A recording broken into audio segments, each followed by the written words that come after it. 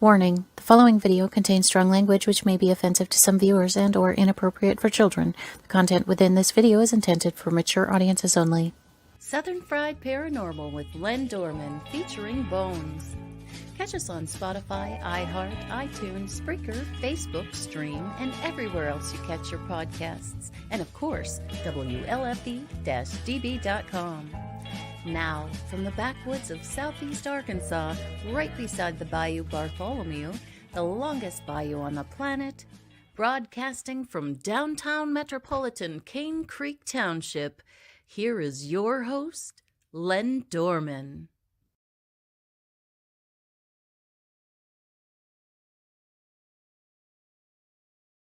Body. I am looking different tonight. I usually wear my hair in a ponytail. I got it down tonight. I'm wearing a oh my gosh glowing shirt tonight. It's long sleeves, so you see my arm. Yes, I look like Zeus or somebody, but you know that's the way it goes. I kind of like this look. It's different, but anyway, the shirt kind of matches the hair. Anyway, we have got a major guest on tonight. She has written several books. She is coming out with a new book. Here is the latest banner that I made for her. Lynn Monet, Omnipresent. She's coming out Colors of Heaven. She's coming out with another book pretty soon. And she will be glad to tell you all about it, including about where you can get these books. That's which is always important when you've got an author on. All right, without further ado, let's bring out the tonight's show, or should I say the first lens? Ladies always come first. Lynn Monet. Hi, everybody. And Lynn, you're looking luminescent tonight, very heavenly.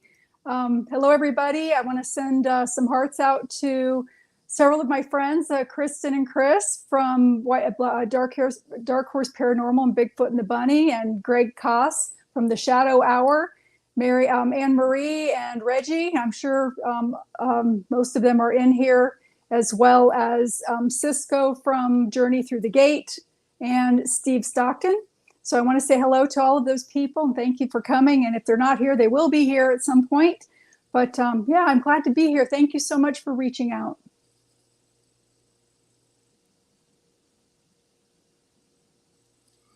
Hey, thank you for appearing on the show. I was wondering who I was going to get as a guest, and it's great to have an author on here who's talking about her books, because as part of my history and self-experience, books make a great gift for Christmas. Hint to everybody. Yes, they do. To start with, where can people get your books? The first book, Omnipresent, is out everywhere. It's through Amazon, has it, Barnes and Noble. You can even get it at Walmart, but you can get it from my website too, which would be really nice because then I personalize it and sign it.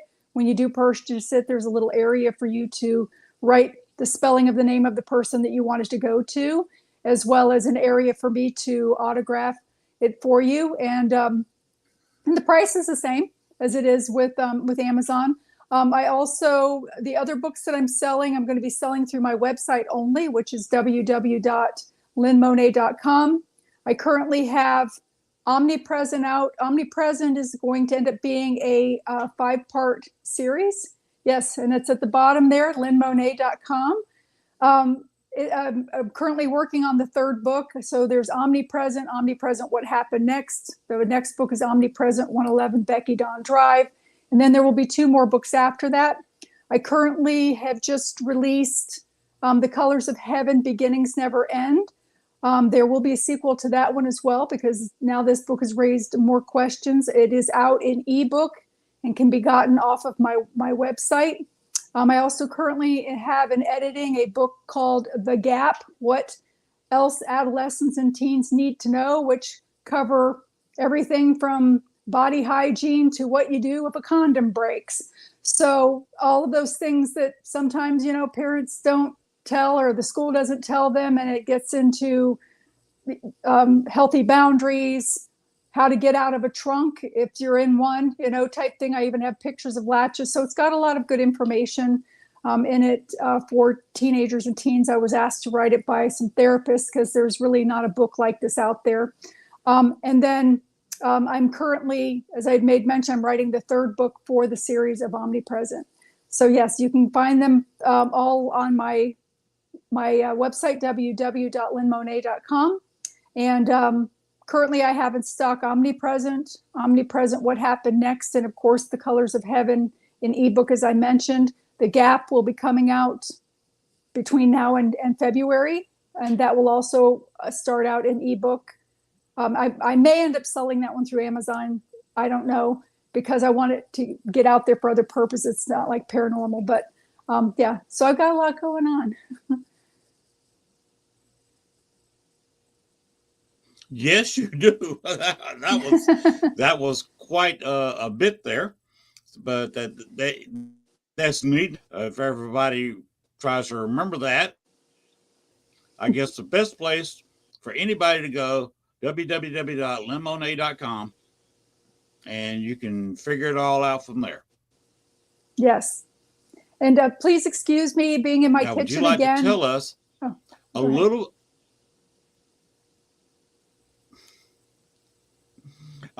There's no problem with your kitchen. Forgive my glowing shirt. They can put up with your kitchen. Okay. It's true. I'm just glad it's not my kitchen. My kitchen needs an overhaul. If any of the TV shows that do we help you with your house, or we help houses, or we help kitchens, and you want to make a TV show out of it, you come by my kitchen. It needs a lot of help. It needs to be rebuilt from the support beams under the house to the ceiling. Oh, wow. So we are not going into my kitchen. Okay. We're yes, it is. Especially kitchen is 12 by 24. Oh, that's huge. That's a lot of floor space to replace. Yes, it is. It is. My kitchen's not anywhere near that size, but I did do all of this myself. So yeah. Yes, you did. So if you want to come for a real challenge and do a 12 by 24 kitchen, feel free to come down here to Arkansas. Hey, I'm my boyfriend currently has been talking about doing some mining in Arkansas. So you never know. I might just show up at your house. So we like to do crystal mining, and what he's kind been of talking mining? about Arkansas for crystals, amethysts, aquamarines, that sort of thing. Yeah. Anything really, citrine, diamonds. There is a place, you name it. and now I'm in southeast Arkansas. That place, there are two separate places for that. There is a place for crystals, and you can there and basically just get you a handful of crystals anytime you want to. There's also, and this is closer to me, more in central Arkansas, the place where you can go out there, you pay a little fee, and you can go out there and collect diamonds. Oh, yes, I think that's what he said. Just a couple of weeks ago, he found somebody about 2 weeks ago found a rather large one. Oh my goodness! So I hope his girlfriend's happy. And it may. I don't know. I didn't see his marital status or what, but with the size diamond that he found, he could take that to a jeweler, and they knew how to cut diamonds, and they could make a sizable ring out of the one. Yeah, it sounds like it. Either that or a nice pair of earrings for Valentine's Day. If he comes down here, if he comes down here, just let me know, because that's not that far. I could be there in an hour. Oh, great. You could come mining with us because he wants to actually buy, what do they call it? I can't think of the word where you buy a section and you mine it. So yeah, we're talking about doing that. Definitely. I'll reach out. We come that way and say hello, maybe have lunch, you know. It's called staking a claim. Yes, that's right. That's what it is. That's what it is. That's what we want to do. That's from that comes from that comes from the old Western style of people who will go stake a claim and mine whatever's in there: silver, copper, bauxite, guano, and there was guano mines out west in the Wild West. Wow. Do you know any Spanish? I know enough right? to be able. Pardon me? No, I don't know what that is, but I do know how to ask where the bathroom is for a drink of water. No, guano. No. Okay. Guano. It's more than I know. Batshit. Batshit. Oh my gosh! Why would anybody want to mine batshit? Yeah, use it. Ammonia. Oh, okay. Before you had the chemicals that you can mix in a plant to make ammonia and cleaner, things like that, use guano. Oh, wow. I didn't know that. Well, that's interesting. Mm-hmm. That is interesting. I'm also kind of a fan of the Wild West. Being from Georgia, it sounds like an East Coast. But then I moved to Chicago 14 and a half years and talked to a lot of people in the West. When Chicago was the beginning of the West, when the Wild West started. And of course, Arkansas is the very beginnings of the Wild West. Some was arrested for horse theft here in Eureka, oh, wow. Eureka Springs. Yes, that's the same town the Crescent Hotel is. It's been on several TV shows. The very haunted Crescent Hotel is in Eureka Springs. So yes, the same town that the Crescent Hotel is in was where he got arrested. Oh, so there's a lot of history there. There's a lot of history. You also got the Allen House here, which has its own stories that I'm not going to go into right now. But the Allen House has been on several TV shows. There you go. That house is about 30 miles from where I'm sitting. Oh, I don't know. That would be a little too close for comfort for me. After purchasing a haunted house as a single mother that I was never able to move into because it was that bad, I don't think I'd even want to be 30 miles away from something like that. So people actually live. Professor Spencer, he's a professor at the local college in Monticello, actually bought the house and found written evidence that was hidden in the baseboards of his attic about how and why the house is haunted. Really? Wow. I'd be interested in that. That sounds interesting. Tonight's show is not about me. Okay. Look up on the internet the Allen House in Monticello, Arkansas. Okay. And you can read all about it. I will. Maybe when I come up to do Crystal Mine, we'll do that too. It's about you. So, okay. Yeah, we got places to go. Here you go. How did you come about and get motivated to write these books?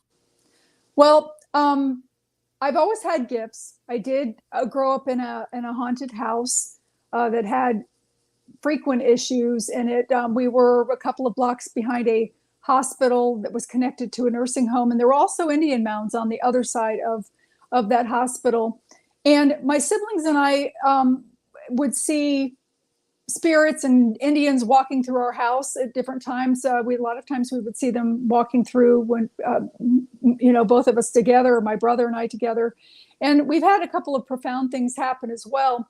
But one of the, and I kind of like to tell this story because this is one of the first visions that I really ever had, where my brother and I were in the master bedroom of my parents' master bedroom, and I was in my mother's jewelry box putting on all of her necklaces and earrings and things like that. And my brother was on the floor playing with his Matchbox cars, and there was a misting in the room. And that was my first time seeing what I've learned now is ectoplasm. And ectoplasm usually comes when there's a portal for between the dimensions, or a portal for spirits to kind of travel through.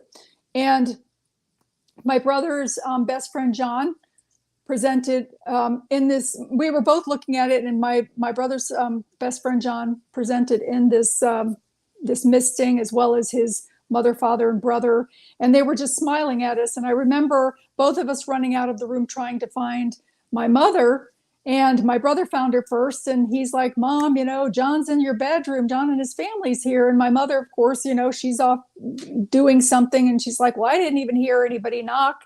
So he brings her, he said that they're in your bedroom. And she's like, gosh, they're in my bedroom. Who let them in my bedroom? So, of course, she's coming quickly to usher them out of her bedroom. And, of course, nothing was there.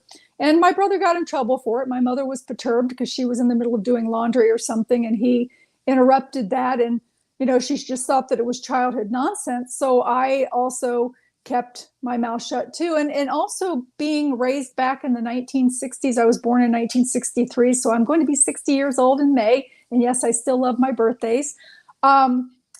That was just something that you didn't talk about. You were, especially, you didn't want to have it get out into the neighborhood, because then you'd be labeled the nutty people. And literally the white men with white coats would come to your house. Back then, it really would come to your house. So the following day was the first day back from spring break, and the kids were going to school. My brother was in second grade, and he would ride the bus, and John would sit with him on the bus, and John wasn't there that day. And so he then got to school, and John's desk was connected to his desk. And again, John wasn't there.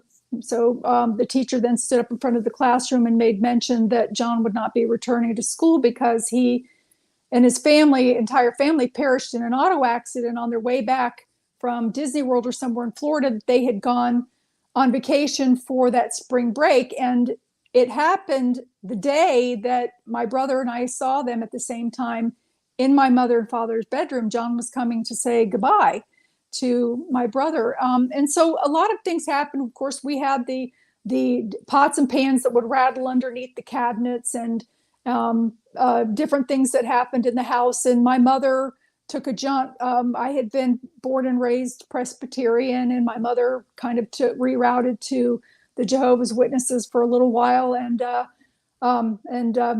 was not fun. But being 10 years old and having the gifts of second sight and being able to see things, I was brought in front of the heads of the church, which are called elders. And I was the fear, after they told me that I was seeing demons, that I was possessed, they had this thing called Armageddon that was going to happen, that everybody dies but them, and you won't get to make it into that new order, as they called it, if you weren't perfect. So, it scared me so bad that I became afraid of my own gifts. And I would then see things and run out of a room just as fast as anybody else, thinking that it was a demon, even if it was somebody like my great-grandmother or an uncle that had passed away. I was like, and I'd run off too. So coming forward, I purchased a house as a single mother. I'd gone through a divorce, and I was living in an older single-wide trailer out of necessity after going through a financially devastating divorce. And so I was rebuilding my credit post-divorce, and it took me about 5 years to do that. And I was ready to start looking for a house, so I contacted a realtor, and this poor lady drugged me around for about a year. And on my single parent income, it was hard for me to be able to find something in my price range that didn't have like needing major renovations or needing, maybe next to a stinky paper mill or a dump or something that was undesirable. But this particular house that I wrote the book about, Omnipresent, the cover of the book is a door with creepy hands coming through it. That is an actual event that did occur in the house while my son was sitting on the master bathroom toilet when he was about 7. When that happened, it left him with such post-traumatic stress that to this day, he is 24 years old and will not sleep without a light on. So it disturbed him. It made that kind of an impression on him. But when it came to that house, I was able to connect with people of like mind and also people that were seeing what I was seeing at the same time. So it validated that, and I was able to nurture my gifts. I can tell you some details about that book if you'd like, and then go into some of the other ones, if you're okay with that.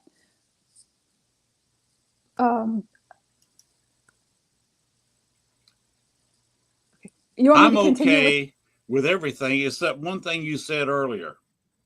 What's that? You said you are about to be 60 years old.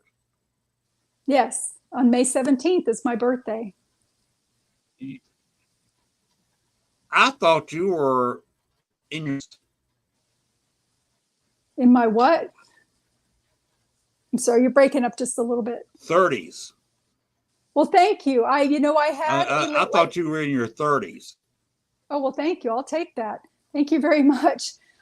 Good lighting, I guess. So I actually had my last child at 46. I have 3 children. The first 2 children are Brittany and Austin. Wow. Those are their actual names in the book. And then I had a 3rd child after all of that chaos and mess. So I currently have a 14-year-old at home.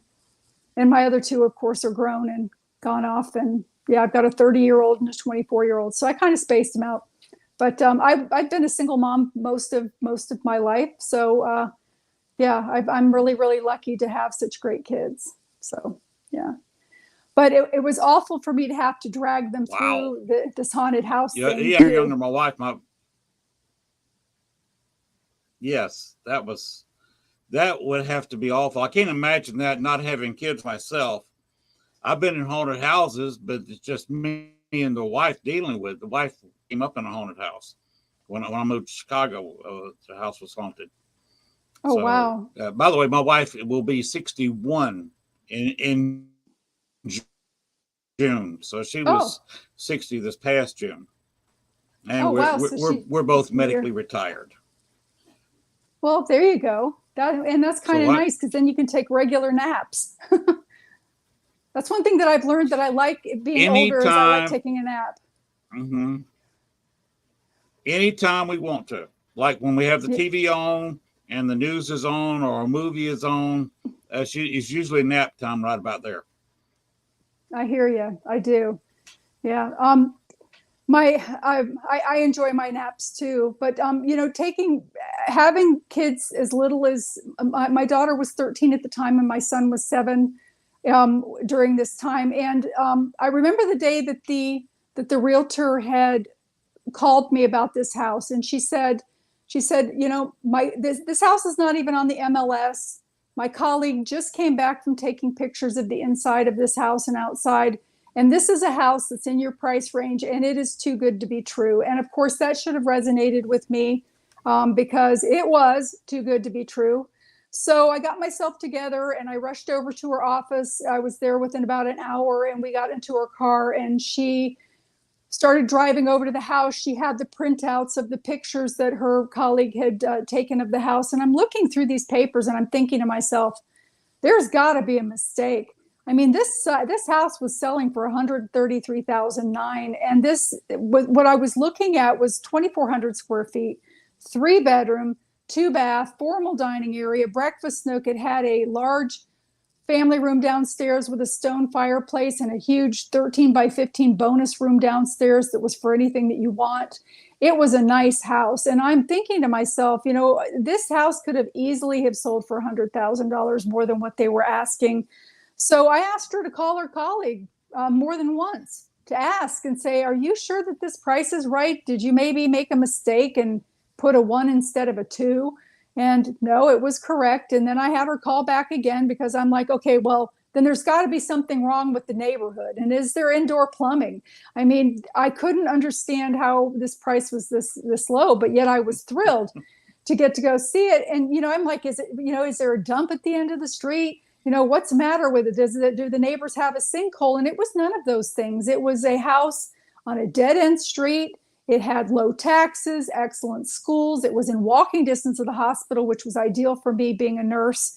And I mean, it was a really nice house. And also it was built in 1976. And a lot of times people assume that because a house, that they think of an old house as the house that's haunted. But what I have learned is that a brand new house can be haunted if it is in fact built in the wrong place. And I actually had one of the people, I had multiple denominations of religion over there trying to get the things out. I had multiple witnesses having things happen to them, including my children's friends being attacked while they were in the house. But the thing about this house is I was told by one of the final people that came to do the clearings that if it had been built 3 feet over from where it was, that it would not have been haunted because of where it was placed with ley lines and portals and vortexes and things like that. So, and she also turned and she pointed out the house that was catty corner across the street and the one behind it. And she said, well, I bet that house is haunted and the one behind it is haunted too. And she was actually correct, because when I only owned the house for 8 months, I spent 2 nights in it. I never moved in.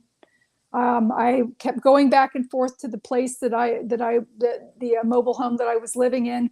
And I have to add, my mobile home was fine. It wasn't me and it wasn't the mobile home. It was that house that had the issues, because a lot of times people would assume that it was something to do with me, which I'll tell you about a little bit later. But so we went to the house and pulled in. It's this big 2-story house. As a matter of fact, my second book, that is in fact the house. And you can see the green face in the kitchen window. I did take those pictures myself. They are not photoshopped. I don't even know how to do that. But these big double entry doors. Yeah. And if you zero in on that window there, you can actually see a face looking back at you out of that window. But as you can see, it's a beautiful home. So we get there, we walk up to the double entry doors, and she goes to get the keys out of the lockbox and the keys won't work. So we're thinking maybe that they had left the wrong keys. And so she tries, and it seems like every time that she would try the lock, then she would say, oh, well, let me just try it one more time. And then it would magically go in, and then she wouldn't be able to get it to turn. And now the key's stuck in the lock. And then, oh, well, one more time. And then she got it to turn. Well, obviously we finally got the door open, but while she's trying to get the key back out, and these locks, I'd like to add, are a key piece throughout the entire time that I lived there. They were a problem. They were actually manipulated by a demon that would run the stairs and the hallways and somehow manipulated those locks. So I go into the house and I start to venture upstairs to the upper floor. When you entered it, it was split level. So you had, off of the foyer, you had descending stairs and ascending stairs. And I went ahead and I went upstairs first to look around. And as I'm walking up the stairs, out of my peripheral vision, I see a young man hanging in the stairwell. And I gasp. And I look then directly at it, and there's nothing there. And so I'm like, why on earth would I even be thinking something so horrible? That, and this house is empty. There's no furniture. There's not even a roll of toilet paper. There's nothing in there. So I continued up the stairs and kind of put that to the back of my mind. And as I got to the top of the stairs, I felt, while I'm admiring this living room with these beautiful windows, imagining my kids sprawled out on the floor, imagining my Christmas tree put between the 2 windows. And I feel this very negative presence come up on me. And I've since have learned from someone too, which I didn't realize at the time when I wrote the book, after being charged by this thing, I literally had to put my hand back behind me so as not to fall backwards on the stairs. And I felt this spider web feeling going across my forehead and cheek, which I've also, after the fact, have felt where portals have been, and people, like when they've crossed away, they've gone through these portals, that's cobwebby kind of feeling thing. So it could have very well been a portal that something was charging through at that point. But at that time, I thought that maybe I had walked into a spider web or something, and I'm brushing off my face. And of course, we have brown recluses in North Carolina, so I was worried that maybe, something had gotten on me. And the idea of something more real, like that spider being on me, helped me not to think about the young man hanging in the stairwell anymore. And I will add that really did happen. According to the next door neighbor who had lived on the street way before anybody else had moved there, even before the road was paved, he did verify that the first family that had lived there built the house. They had a son that was having some problems with depression and drugs, and they were going through a divorce. And when the mother came home, he had hung himself in that stairwell, and she came home and found him. So again, that was verified by the next door neighbor, what I had seen in my peripheral vision. So I asked the realtor if we can come back. I wanted to pick up my kids and bring them back.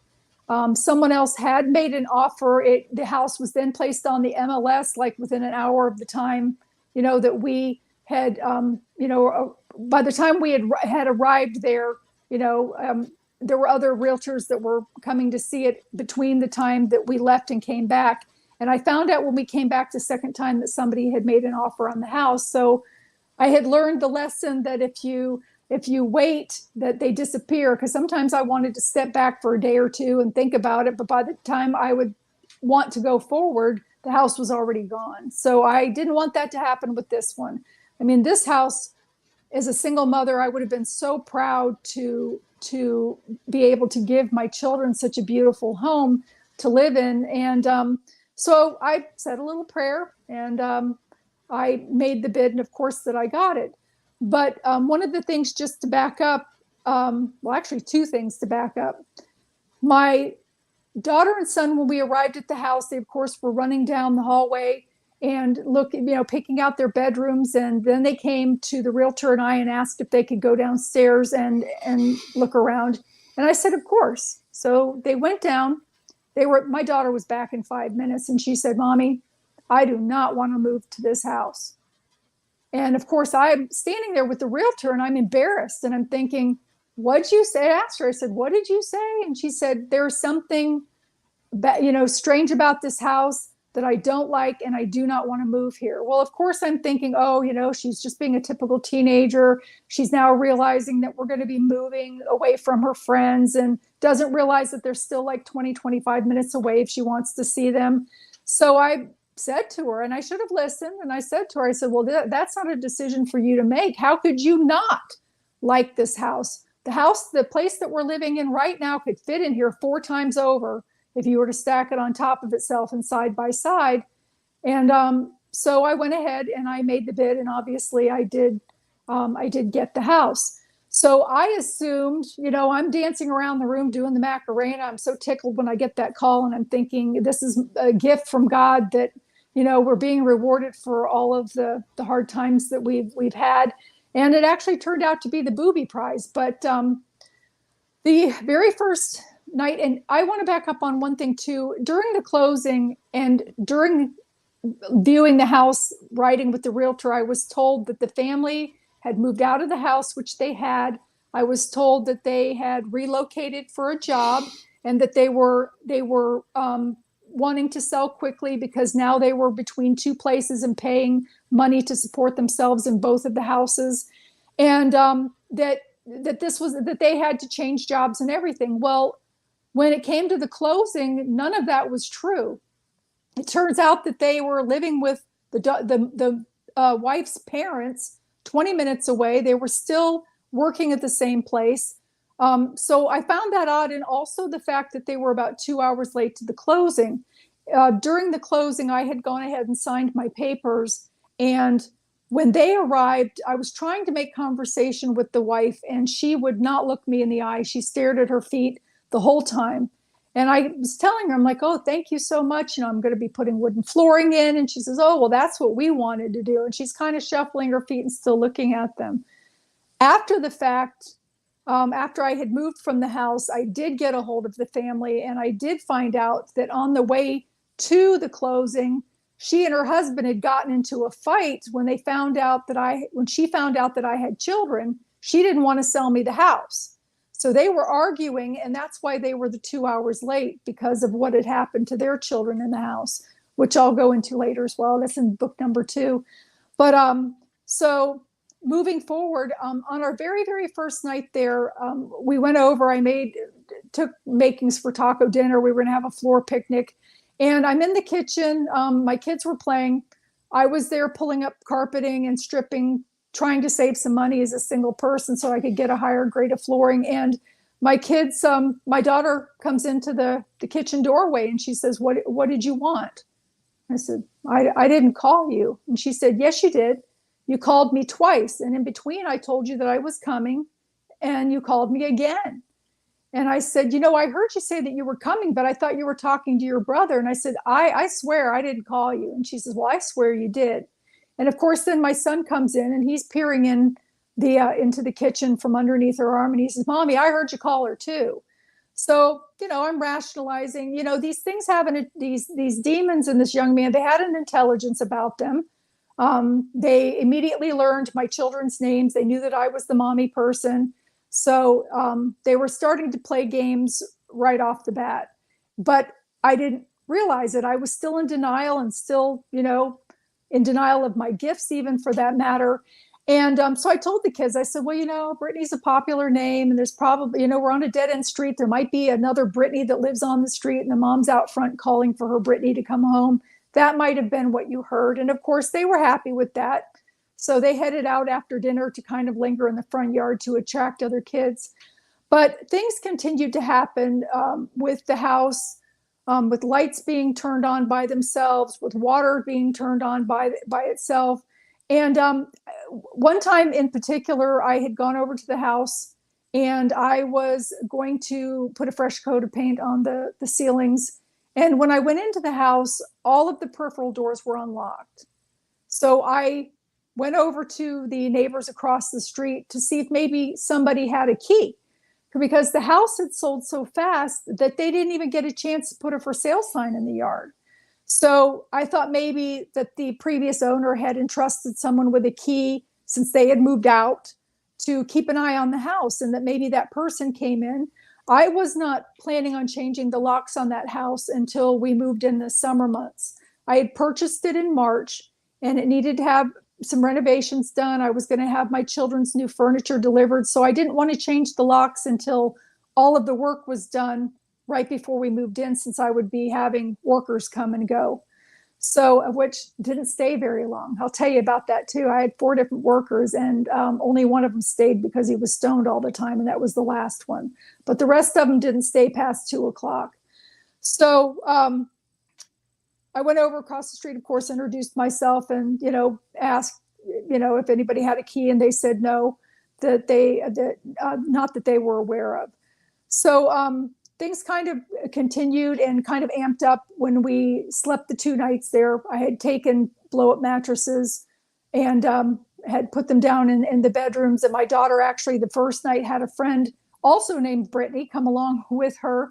They were besties, and it was a school night, and her parents said that she could. So we went over to do the sleepover, and her friend got up during the nighttime to get Oreos from the kitchen, and something spooked her so badly that she would not even go into the bathroom without my daughter along, and she didn't get the Oreos. She left them on the counter and came back and got my daughter, and then refused to go back into the kitchen.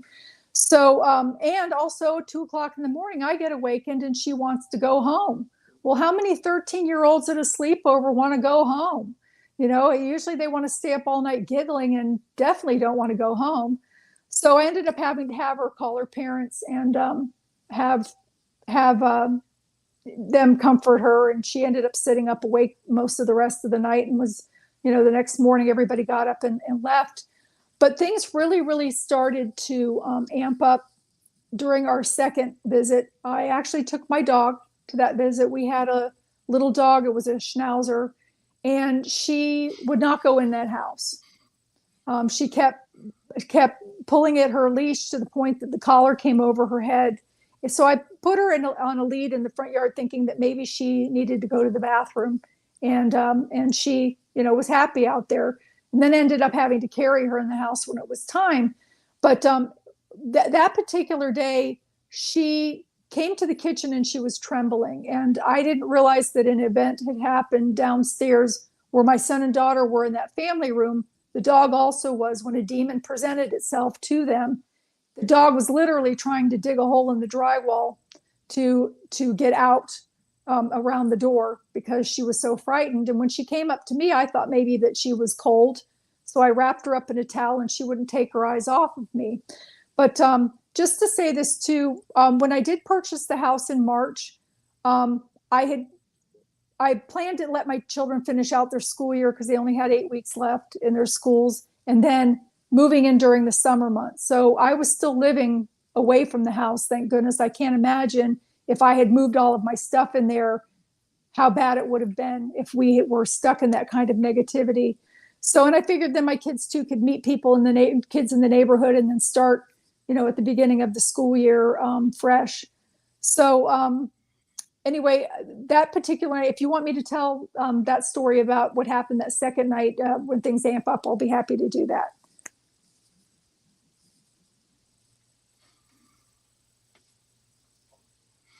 Well, you've had some experiences. That's amazing. It's kind of hard for me to comment on such stuff. Well, that's okay. I just every indication. I did. And keep in mind too, that because of the brainwashing that I received and the fear that was placed into me when my mother did that jaunt through from Presbyterian to Jehovah's Witness, where I was told that I was possessed and that what I was seeing was demons, I was still on that same track of denial. So I'm denying and I'm not really paying attention to things. And not only that, I really wanted that house. It was a beautiful house. And at that point too, even if something had been wrong with the house, I had already signed on the dotted line. It was not like I could go to the bank and say, here, you can have your mortgage back. So I had to make the best, of the situation. And my children were seeing things happening and they weren't coming forward and telling me until it got to that second night where I couldn't really deny it anymore either. So many things started to really, really amp up at that point. And I'll be happy to share that with you if you'd like.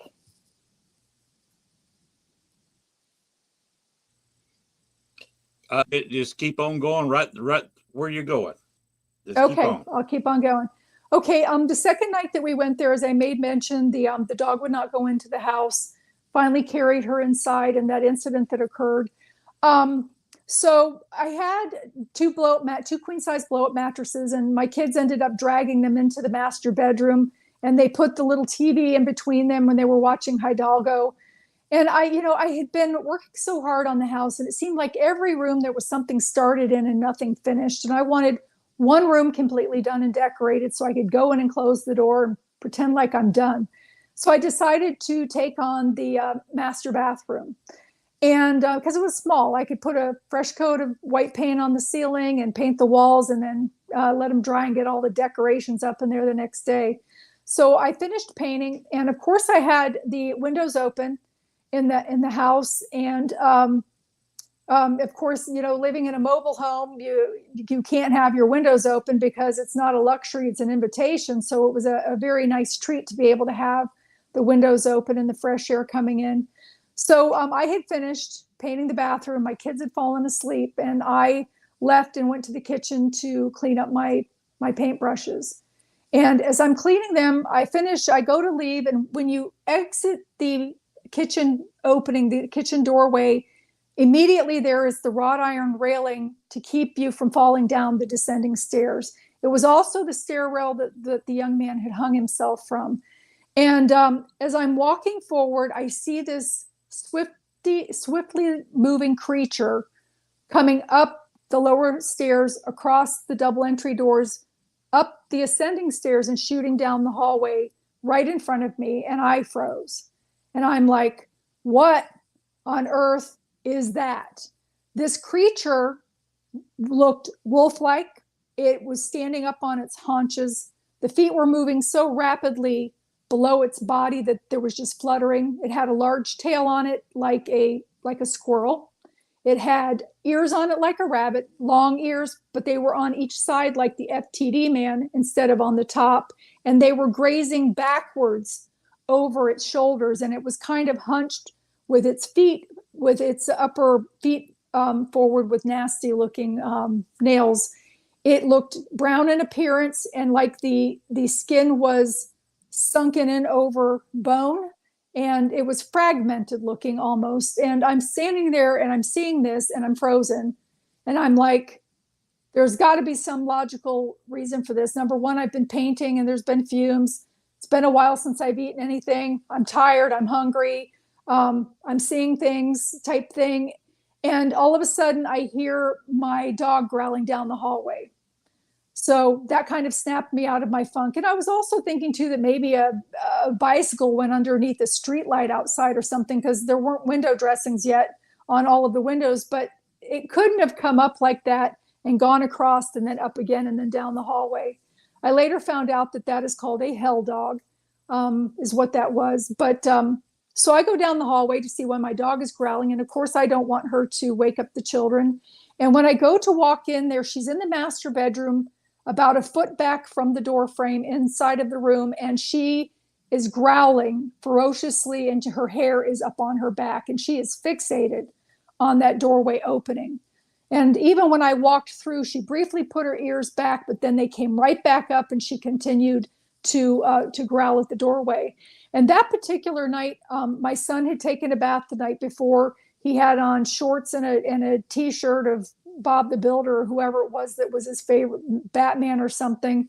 And I could see his body. And there's a reason why I'm mentioning this to you.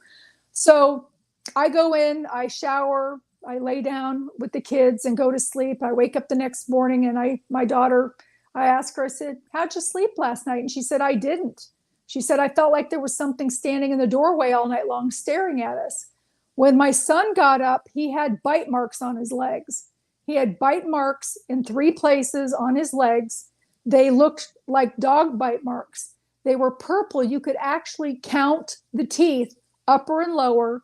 Now, my dog wasn't prone to biting, for one thing, and her bite would have been larger than this.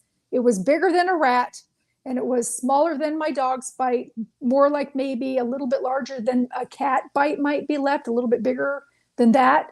And he had them in 3 places. And when he got up, I said to him, I said, Austin, you've got bite marks on your legs. What happened? And he's looking down and he's touching them. And he's like, I don't know. But, you know, if somebody were to be bitten like that enough to leave bruises and indentations on your skin like that, you would feel it. It would hurt. And these bite marks occurred during the night while he was sleeping. So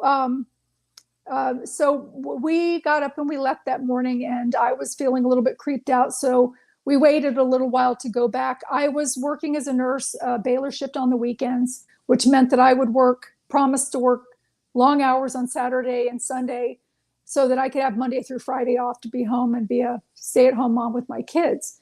So it was butt up against that, and I was going to be going to work that weekend. But still, the whole thing kind of creeped me out. But then when you're kind of away from it, you start to rationalize and think that you're being silly. And maybe he got those bite marks from his Toy Story dinosaur that he has or something. He might have been pressing up against something. And also the fact that during that time, my single wide trailer sold. So I had like 30 days to move. So I'm having to try to move forward on these things. And I had renovations that needed to be done in the house. And the first 2 had reasonable things for the reason why they didn't come back. The first one had fit me in between jobs that he was doing for construction, and one of them reopened. The second one said that somebody was in the hospital, but he left his DeWalt tools. he never even came back to be paid. And I mean, there was a drill and a saw. I mean, these are expensive tools that he left. And when I called him and reached him, he did tell me that somebody was in the hospital and to leave his DeWalt tools outside in a box where he would be able to get them, but yet it would be in a safe enough area that wouldn't be obvious for somebody. And they sat there for 2 weeks and he never came to pick them up. But when I tried to reach out to him again, his phone number was disconnected. So I got free tools. But the third person that came to the house was actually a cousin of a co-worker of mine. And I actually got to find out what was happening in the house to the workers. And like I said, the fourth one was stoned all the time. So he carried his own demons with him. And yeah, they didn't bother him because he was part of the group. So anyway, my friend's cousin, as I mentioned, was helping me with the floors this one particular day. And so much more happened before all of this, of different things. There was a second demon that's described in the book. But this particular person was in the house with me. I was in the hallway painting. He was in my son's bedroom laying down the wooden flooring. It was a tongue and groove flooring with adhesive. And I'm standing in the hallway and I turn and I see this young man, brown hair parted down the middle, feathered back. He had on a white Oxford shirt, blue jeans, penny loafers, no socks, kind of 80s style, coming up my stairs from the foyer. And he was so real that when I turned, I said to him, I said, "Did you knock?" And Bobby's in the room hearing me say that. And he says, "No, I must have dropped something. He thought I was talking to him." So when I turned directly to look again at the stairs, there was nothing there. And I realized at that point in time that there was a ghost. So now I'm like, oh, okay. It is a ghost. I can't deny this. This is who's been turning on and off the lights and turning on and off the water and who's been, messing with the locks and moving things and all of the things that were happening, scaring the kids, scaring the dog kind of thing. So I was a little bit spooked by it, and I got my things together and I left. It was time for me to go and pick up my kids. It was about 2:30 when I left. So I'm sitting in the car line to pick up my kids and I get this call, and it's Bobby, and he is panicking and he's like, "I have to leave right now. There's something about this house that I've never experienced before in my life," and the line drops. And it took me about a half an hour before I was able to reach him. And by the time I did reach him, he was like, "Oh, it was nothing." He didn't want me to think that he was a weirdo, So he says, "Oh, it was nothing, but I'd rather be there when you're there." And I explained to him, I said, "Look, my furniture's coming in next week. I really need the flooring done. Feel free to stay there, go back. You can even bring your girlfriend, stay the weekend, because my daughter's room was set up and the electric was on, the refrigerator was going." And he never went back. So I asked my friend at work, I said, "Listen, if you get a chance to ask your cousin what happened in the house and why he didn't come back, because workers, I can't get them to stay. And I want to know what's happening. And I wonder if it's something paranormal." And so she did ask him what had happened. And after I tell you this part, I'll go back and tell you what happened in the rest during that day. He was sitting in my son's room on a garden seat with wheels, and he had a trowel and a block of wood and a mallet to tap the tongue and groove flooring into place after putting the adhesive on it. And he went to reach for his tools, and they weren't there. So he kind of scooted over, thinking that he had, run over them, and they weren't there. And he looks over, and about 7 feet away is the door, and right in front of the door, paralleled, lined up, 1, 2, 3, are those tools. And he's like, "Yeah, I didn't do that, but maybe Lynn came back and is playing a joke on me, and she snuck into the room and moved the tools, and I just didn't hear her." And so he got up and he picked up the tools and he started calling for me out in the hallway. And of course I wasn't there. So he was a little unnerved. So he turned on his transistor radio with battery operated radio, and turned on the light and sits back down and starts to put in another piece of flooring with adhesive, and all of a sudden the light turns itself off and the radio turns itself off, or maybe it was the other way around, but one turned off after the other. And he's sitting there hearing the tools scooting behind him and lining up. He's watching them lining up in front of that door. And he said that he couldn't get out of there fast enough. So, and understandably, so he was frightened by that. And that's what had happened to him. So when he left that day, there was an air conditioner in the window, and the windows opened like this, not the up and down windows. They were older windows that you would crank and they would open like this. So I had an air conditioner that didn't really fit that well into the window, and the screen was off. And when he left, he didn't secure anything. And that was one of the things when I got a hold of him, I wanted to find out from him. And he said no, that he hadn't. So I ended up having to go back. It was on a Friday. I was going to have to work my bailiff shift Saturday and Sunday. So I wasn't planning on returning to the house until about Tuesday. And the windows couldn't be left all of that time. It was kind of rainy too. It had gone into April at that point. So, April showers bring May flowers. I didn't want anything to be damaged. So I asked my neighbor, Ellen, if she would go back with me to the house and help me pull the air conditioner in so that we close the windows and secure the house. And she went with me. So as we're driving down the road, I'm explaining to her about the ghost that I saw coming up the stairs into the living room area. And I asked her, I said, "Are you afraid of ghosts? Do you believe in ghosts?" And she said, "Oh, yeah, I believe in ghosts." And I said, "Well, I think there's one in this house." And I said, "When we get there, if you're not comfortable with going in with me, I'll go ahead and get the neighbor's husband across the street to come in and help me pull in the air conditioner from the second floor window." And she said, "Oh, no. She says, "I don't mind going in there." So we arrived. And of course, now I'm having the trouble with the lock and the key. And I have the door open, and Ellen is standing in the foyer, and I'm trying to struggle and get this key out of the lock. And all of a sudden, Ellen makes a joke. And that's one thing you do not want to do. You do not want to mock them. They do have an intelligence, and they're not pets, type thing. So, you don't mock them. Well, they targeted her. And so we went into the house. We went into the bedroom, pulled in the window, secured the windows, shut everything. And I wanted to show her something that I had gotten from my older daughter's bedroom. My older daughter wanted a wild horse theme, and I had gotten these beautiful hand wooden carved Morgan horse heads to drape her valance over her window.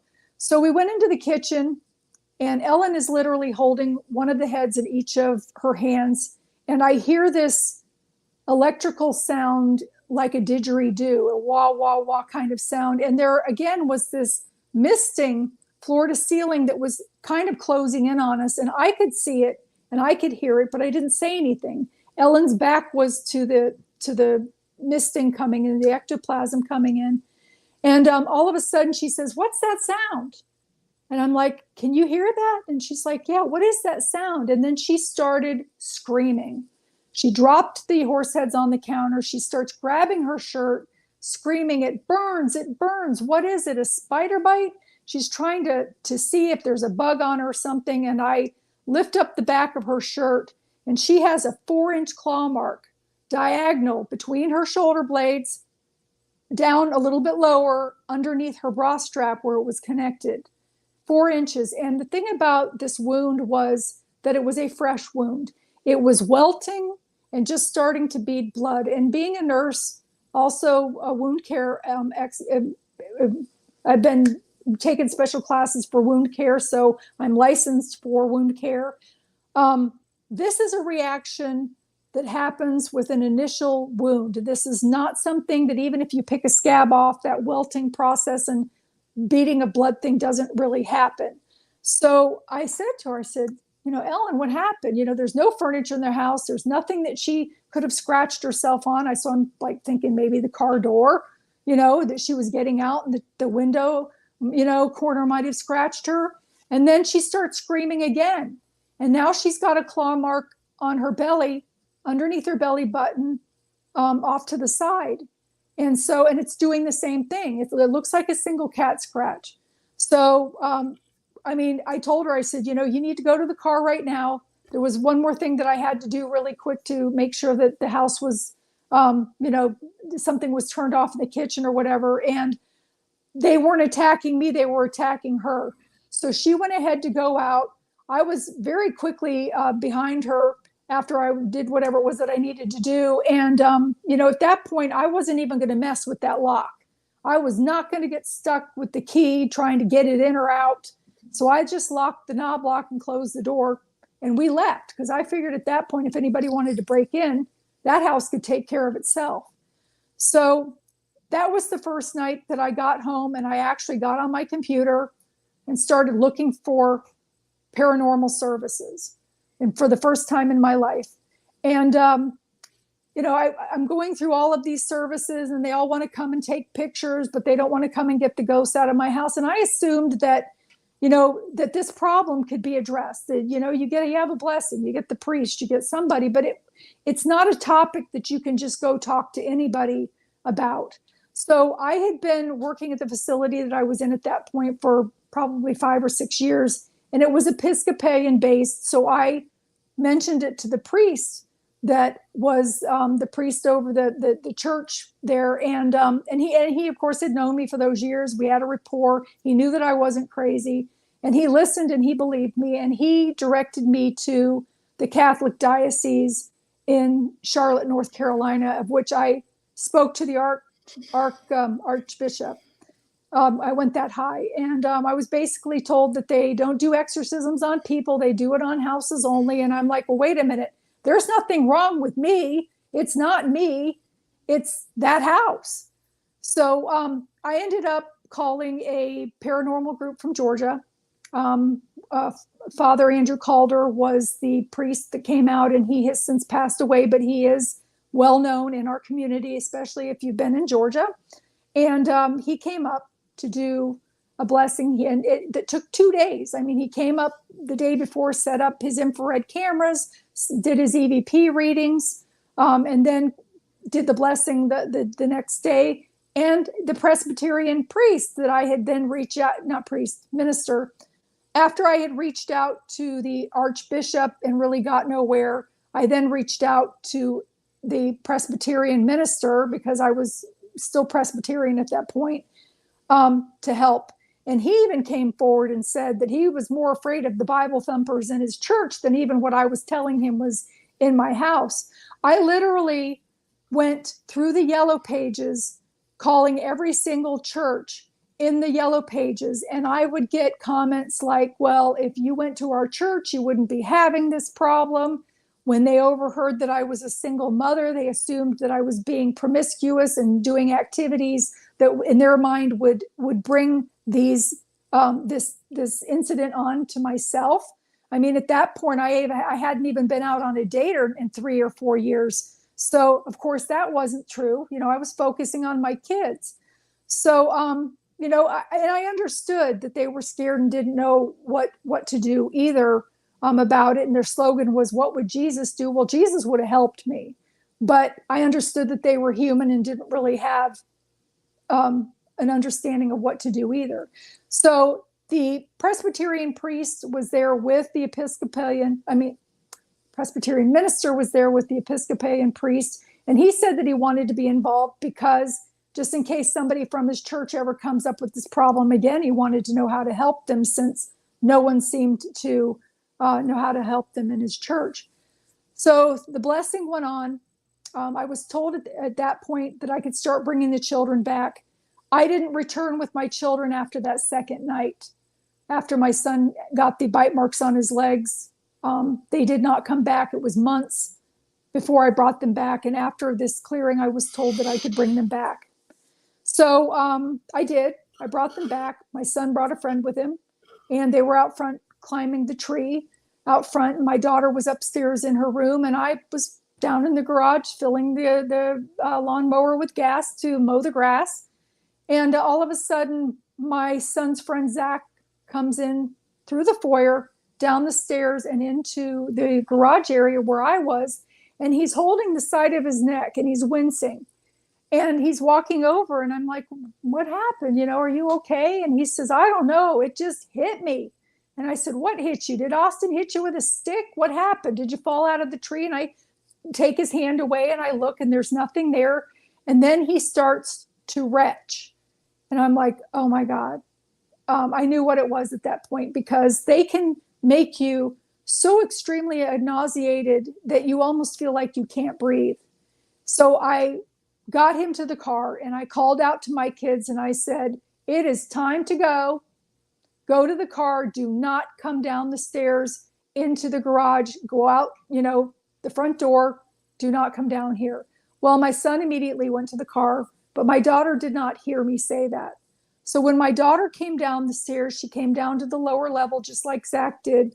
When she hit that bottom stair, she was like, oh my God. She says, it burns, it burns.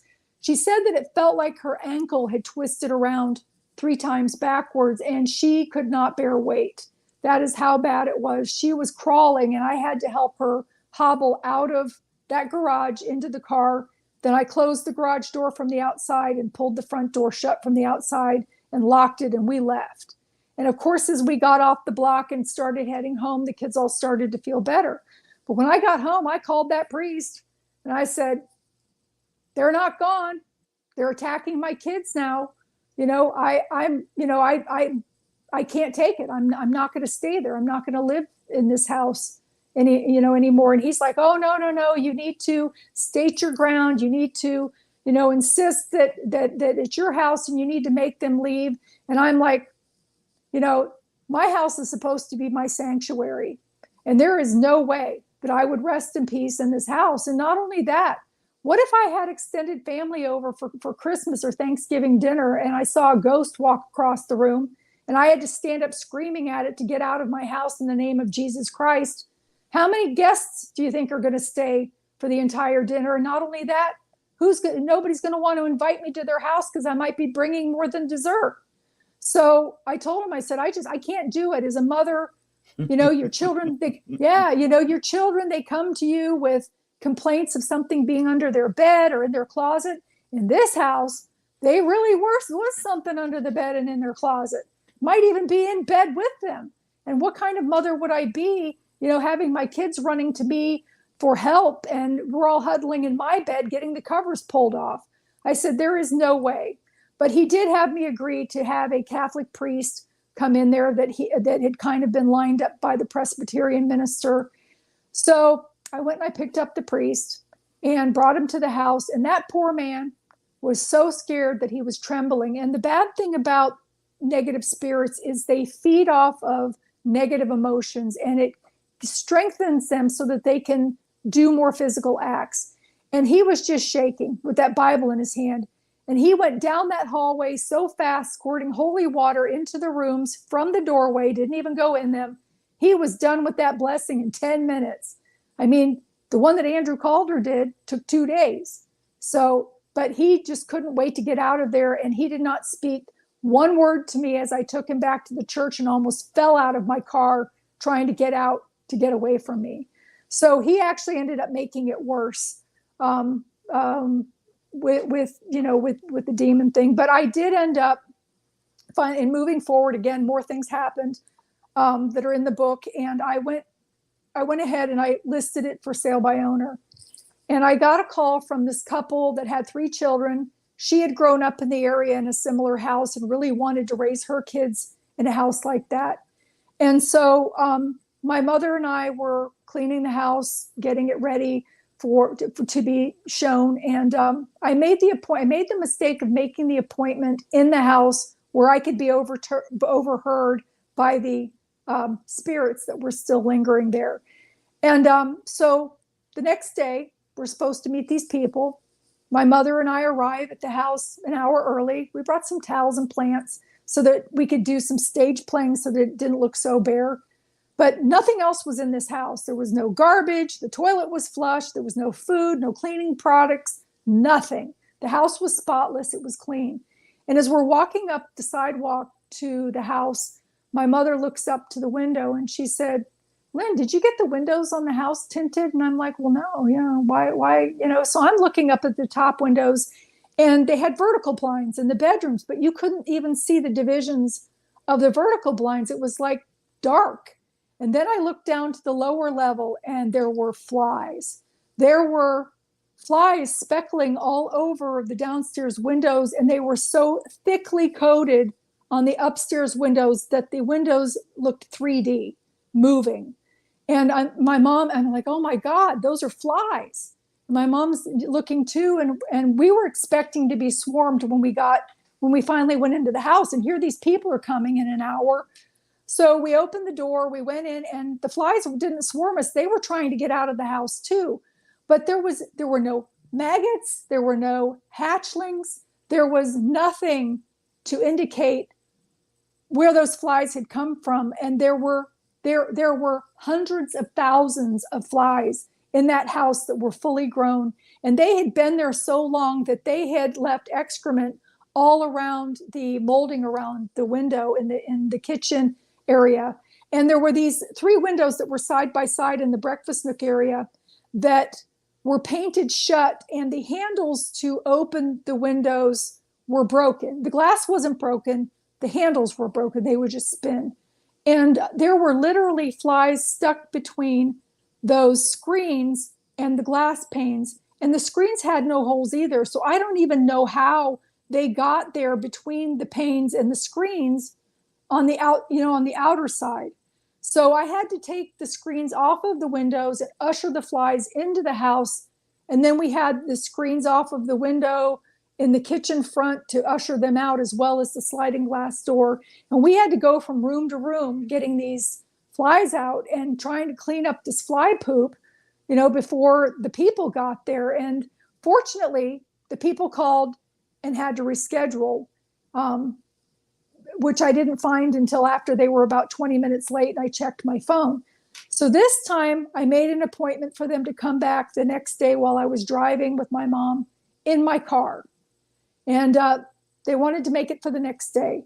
So we go back the next day. And of course, we go 2 hours early this time, and there were no problems. There were no flies. The house was clean. There were no issues. And the people came, and they brought 2 of their 3 children. There was an older child that was not with them. And the kids, again, like my kids did, run down the hallway. They're picking out their bedrooms. And one of the bedrooms was kind of small. And of course, everybody wants the bigger bedroom. So they asked if they could go downstairs and look around downstairs. And they went down, and sure enough, they were back up in 5 minutes. And the little girl looked like a deer in headlights.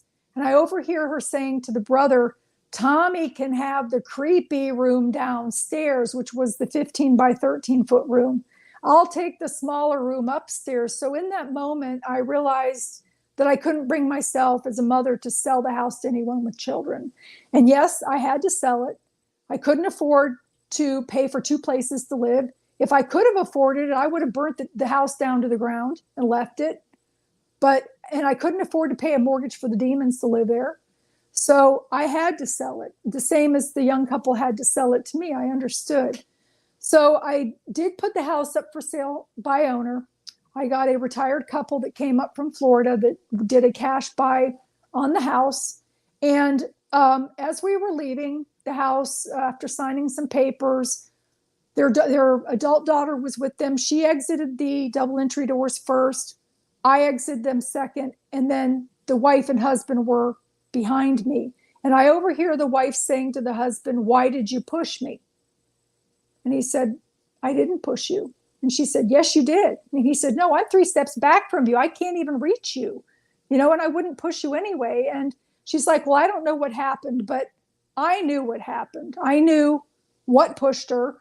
So when they came out, my conscience got to me, and I was going to tell them that the house was haunted. I didn't want to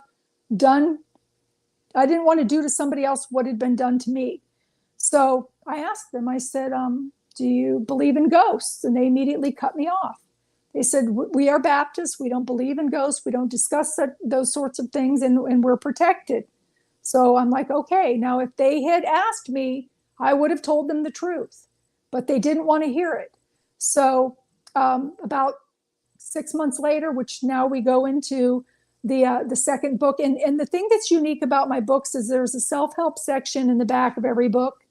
The self-help section in the back of Omnipresent talks about how to, how to determine whether you have a ghost or not in your house, how to react to your children. The worst thing that a parent can do to a child when they come to them with this sort of complaint. And if it's something, if they've seen it more than once, is to say, oh, there's nothing there, because the child can clearly see that it's there. There are filters that build up over time that thicken, that kind of block that out.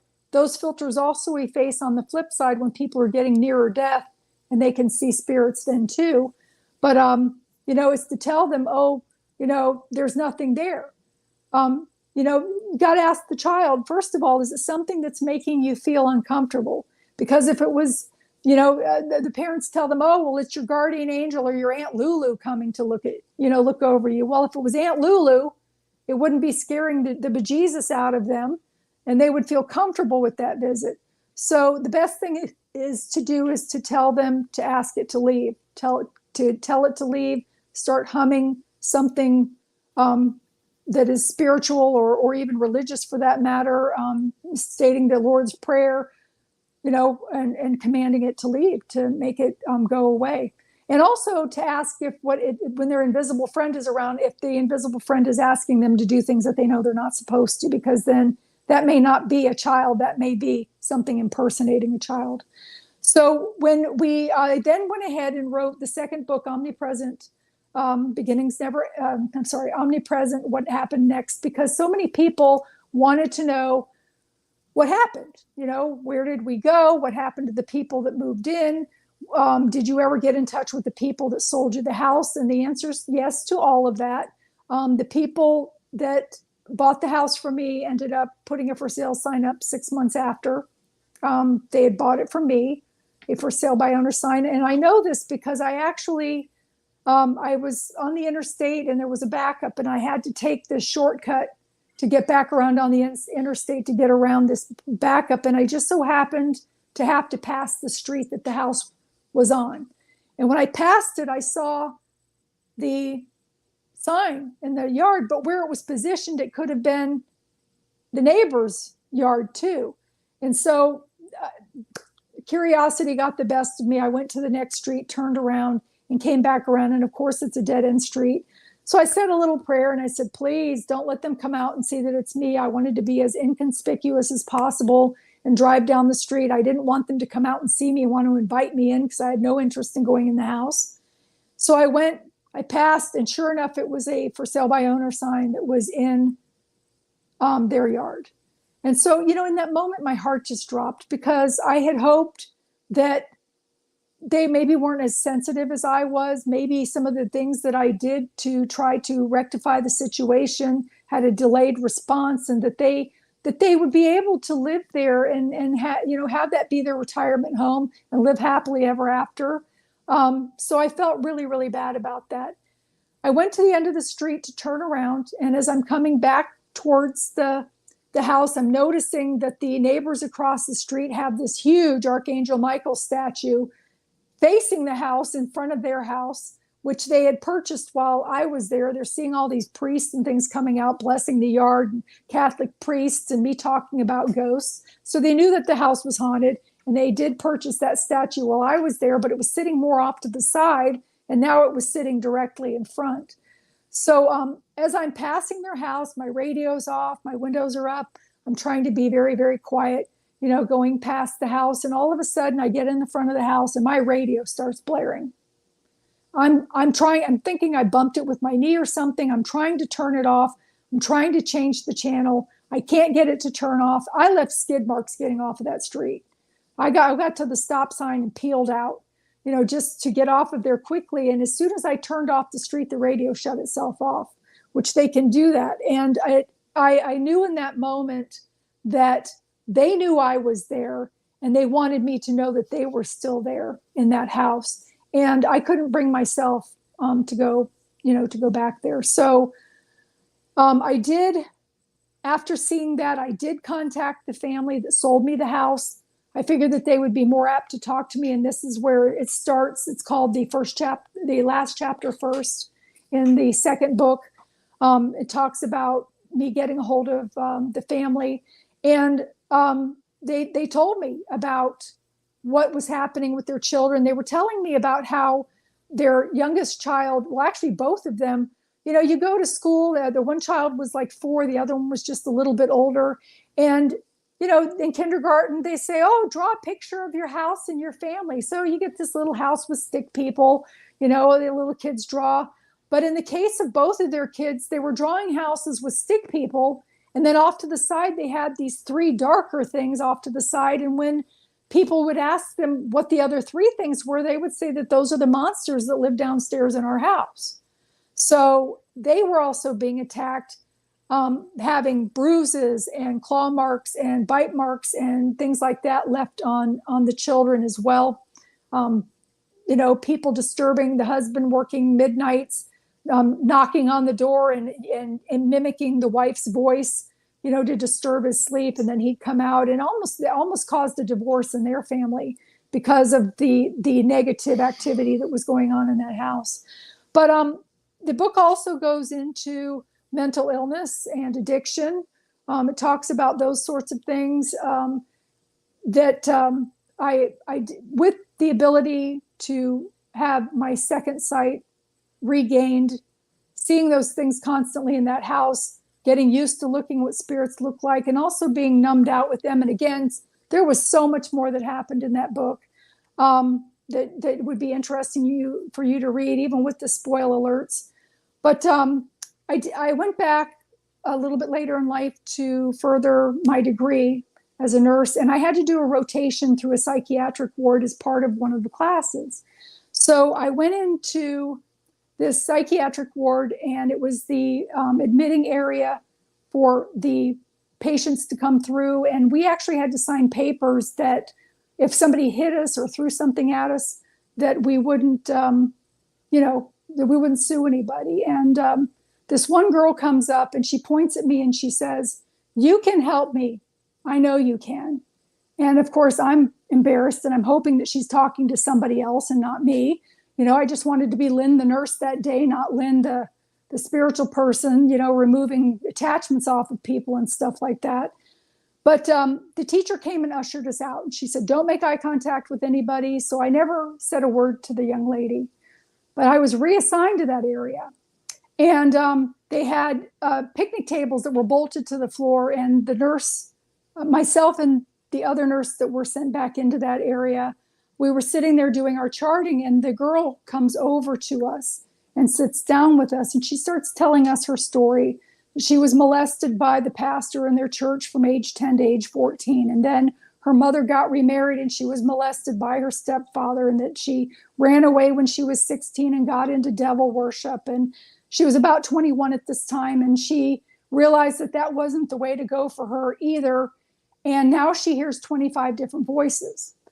But while she's sitting next to me, she's got on a tank top with spaghetti straps.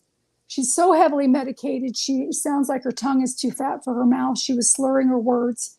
But I'm looking at this woman, and she is covered in claw marks.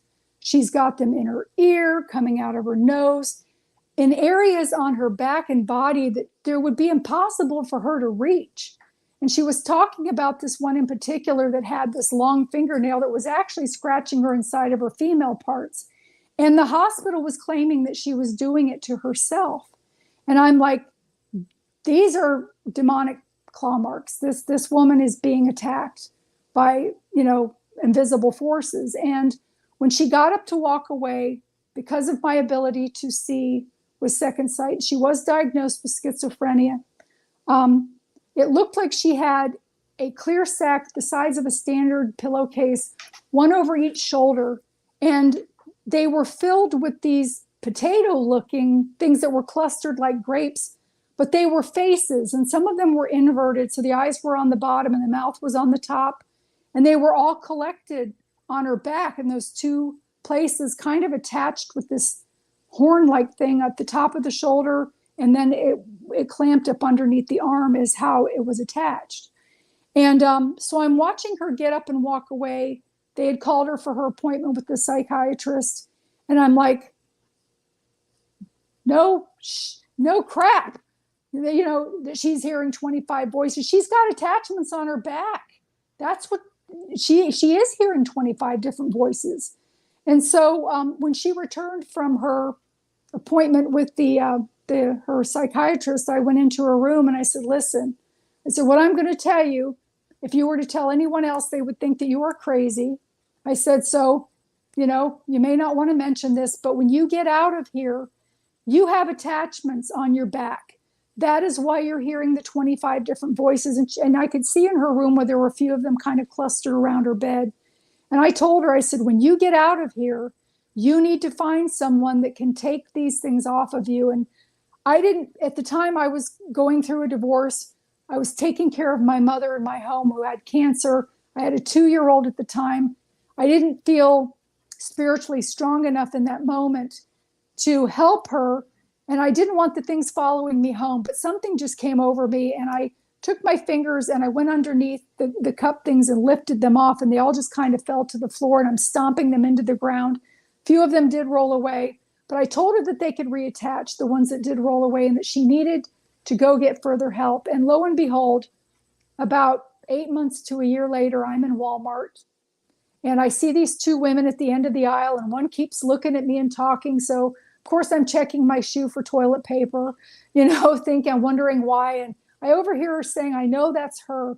And this woman walks up to me and she says, are you Lynn? And I'm like, yeah. I'm thinking maybe she's read one of my books or something. And I'm looking at her, she's kind of familiar, but I'm not sure who she is.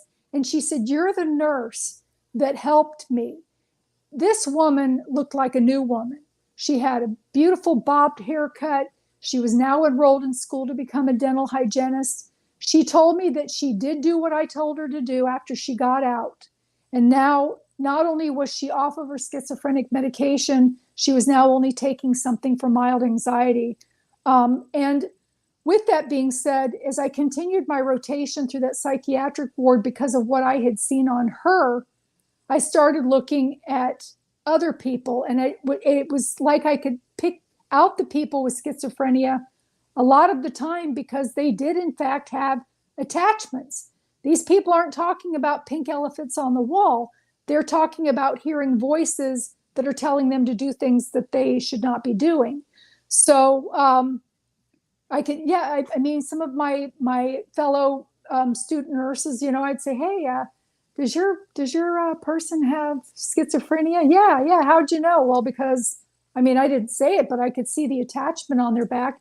And a lot of the people with addiction also had these archon type attachments on their back. They appear like spiders or crabs. Sometimes they're kind of lizard looking. The lizards ones sometimes have a tail or a human butt on them. But the thing that's very distinct about them is that their heads are smaller in proportion to their bodies. They have a fin that comes from the top of the head to the lower part of the head that's kind of floppy, kind of like a shark fin, but it's not rigid, it's floppy. So when they turn their head, it kind of falls over their face, like when they're up on a ceiling or whatever. Because, and I say up on a ceiling because when a person who has gone through treatment for addiction, that they have finally stopped, drinking or drugging or whatever it is that they're doing, smoking, whatever it is, the archon will detach, but it never goes away. It constantly stays in their realm, trying to get them to trip up, trying to get them to start that addiction again so that they can reattach and feed off of the person and the chaos and the negativity that the rippling effect of that drama creates for multiple people, including people in the neighborhood. So, and they thrive on that. Of course, they thrive on the negativity. So I could pick out a lot of the people that were there with addiction versus the ones with schizophrenia. And I thought to myself, if they had some kind of a spiritual person or someone, that had the abilities to see these things, a lot of these people that are diagnosed here with schizophrenia have attachments. And if those attachments could be taken off, they may not have the schizophrenia. So, and really they don't have a reason for schizophrenia. They think they know what causes it, but they really don't know what causes it.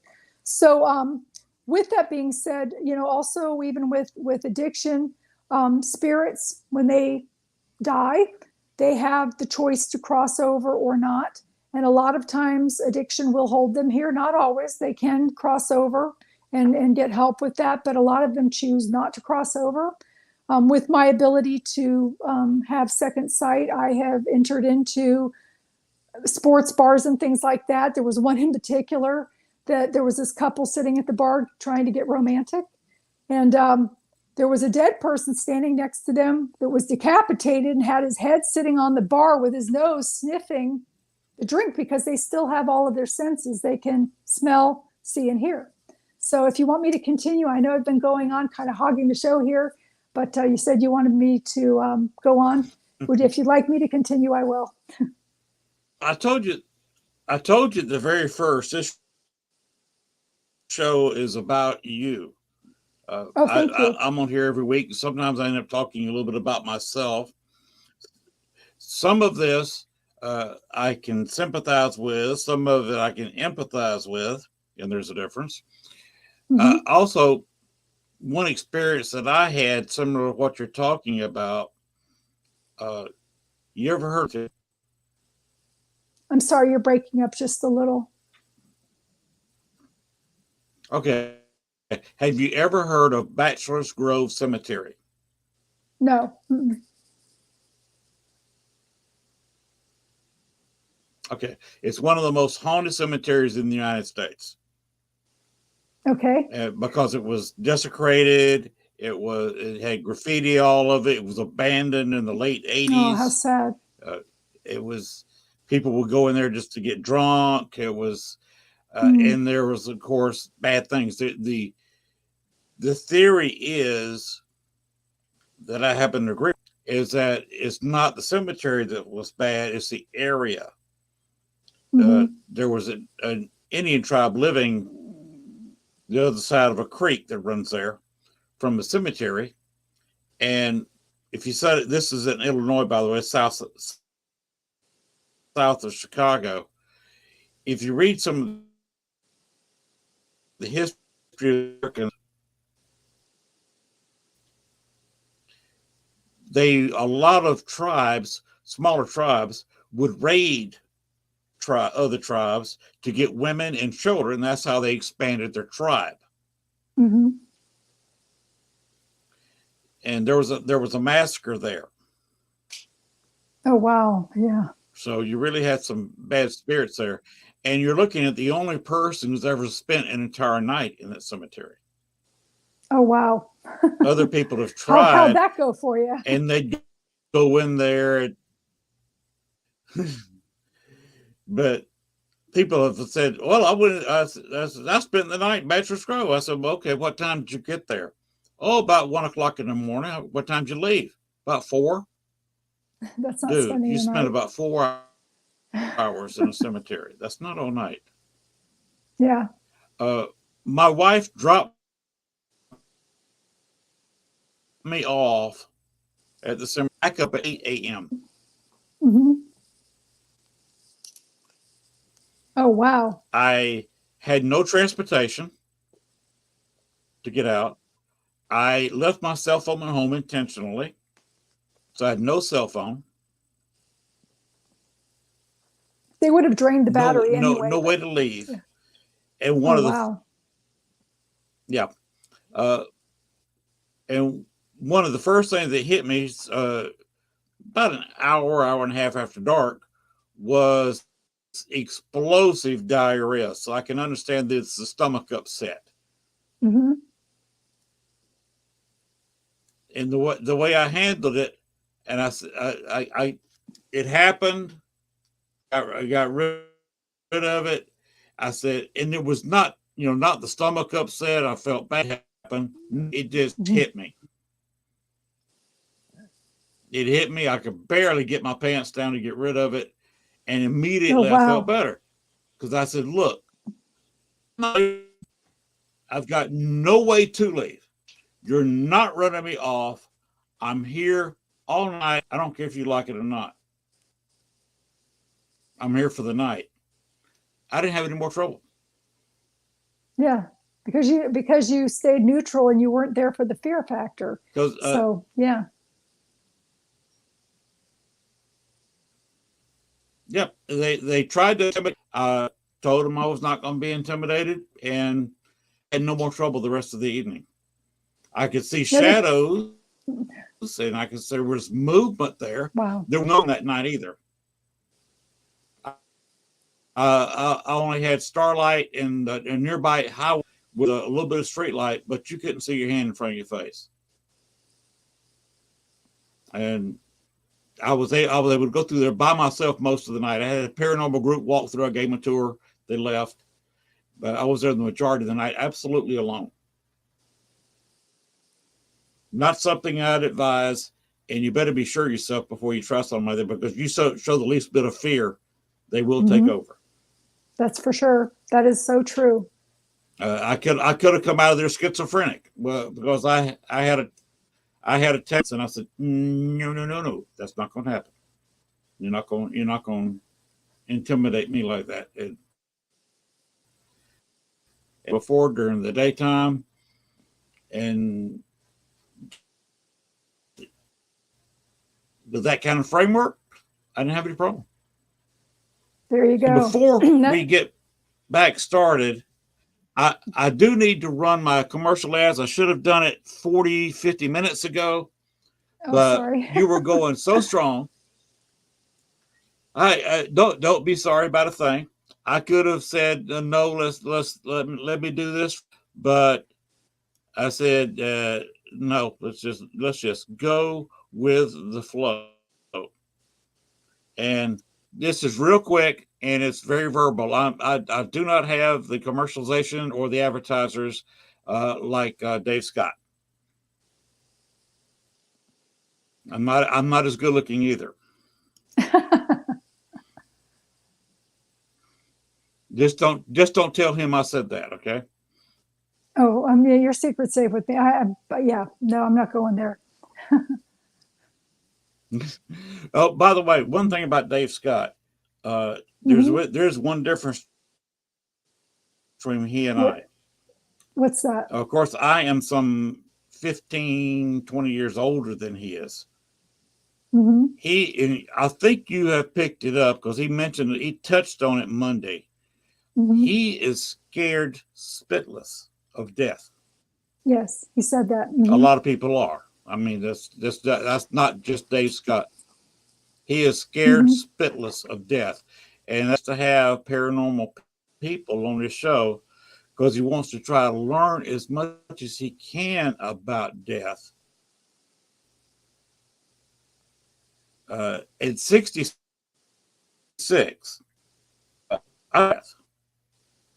the only thing a wife for me, so she never has to be alone.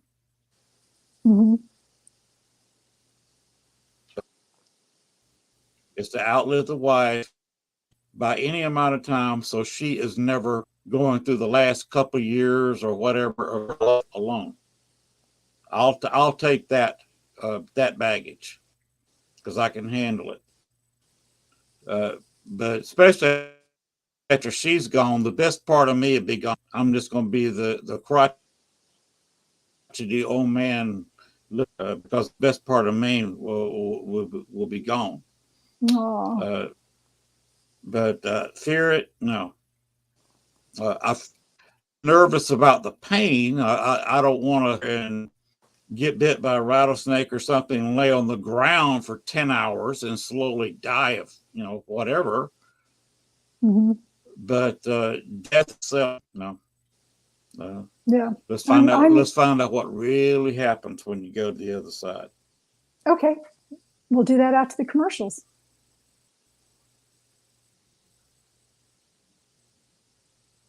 Okay, and right now I want to talk a little bit about myself, because I got a friend of mine. She's been on the show a couple of times. Her friend does the Gypsy Soul Holistic Fair. She has them in Texas. This was advertised in one in Texas that was this past October, just before Halloween. They also have one in Hot Springs, Arkansas, and Oklahoma. I will be with her in, I believe, April. They have not set the date yet. At the Gypsy Soul Holistic Fair. I will be appearing at this. Her and I will be two of the very few paranormal people. This is usually kind of a witches, psychic type meeting. You would be right at home with the people at these shows. So if you're ever in the Texas, Oklahoma area, look up the Gypsy Soul Holistic Fair. And another little thing that I advertise is, of course, show I will be at next October.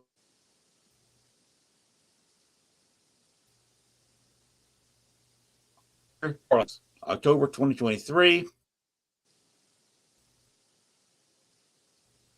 Fearfest Paracon. You'll see it's a lot of TV, not TV, but paranormal podcast networks here. Parapost, Parallax, and Phoenix Rising. The Paranormal Swamp Investigations is a very unique paranormal podcast. They have a lot of fun with their show. And the friend of mine, of course, is the chairwoman of the Fearfest Paracon, Phoenix Jansen. She is also a psychic. People ask me sometimes, do you like to, one of the things they ask a lot of paranormal investigators, do you like to work with psychics? Yes. I made a comment once, it didn't sound right when I said it, that psychics, and they thought that was an insult. You're a fool to leave a good tool in the toolbox. I didn't mean tool as an insult. And you don't want to work on a car without a 9/16 inch wrench. And that's the way I look at psychics. You walk in the door, play whatever they want. Some want information. Someone want to know the address. Someone want to know some history. Some want to walk in deaf and dumb and walk in there and see how they feel. Some of them want to go blindfolded to the location, and they sure don't want to hear about it. So whatever they want to work it, I'm game. I've worked in places by myself. I worked without even a good feeler with investigations, with psychics or some kind of intuitive feeler. It's a lot more fun, and to go along with what they're feeling, what they were doing. I'm not quite normal myself. I can go in any location, walk through slowly, and pick out which room I'm going to spend the most of my time in. If I'm with a group, I'll say, okay, I will be in this room 90% of the time. You go and investigate the rest of the place, and I may go walk through the other rooms. And maybe stop in a room. Most of my time is going to be spent in this room. So if you walk in here, more than likely I'll be here. And Oh, wow. they look, okay, whatever. Because I can feel where I will get the most activity and the most responses. Mainly because I may be seeing a shadow or an image of somebody or something in the room. And one such place, I was with a psychic. God bless her soul. She is she's in the hospital now, recovering from a knee replacement. But we were investigating a place in just east, about 40, 50 miles east of St. Louis, Missouri, Illinois. And let me just ask you what you think about this. We were in a room. We were interacting with a couple of ladies.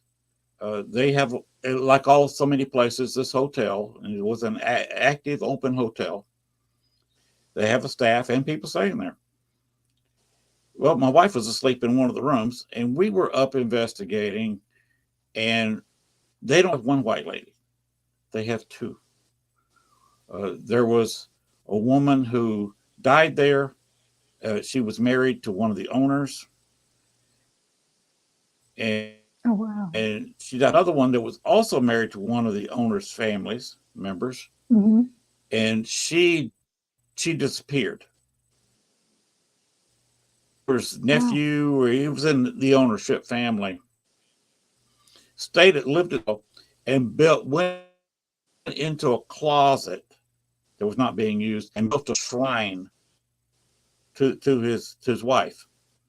Her pictures, some of her clothes, flowers he'd given her, jewelry she had left behind.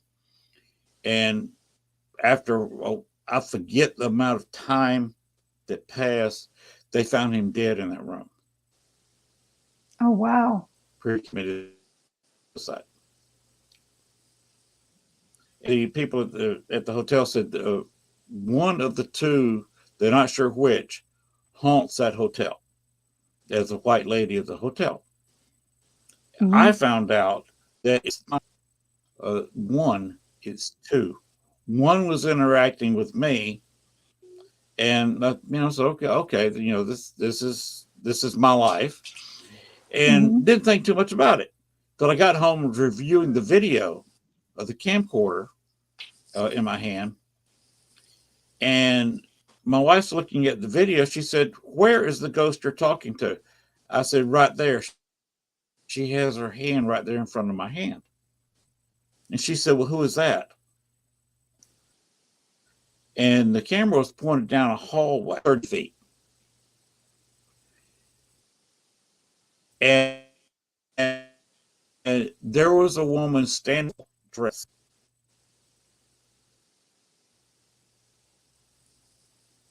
She was looking.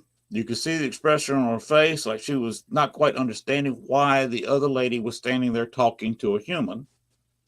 She walks, it was an L-shaped hallway, so she walks out of sight.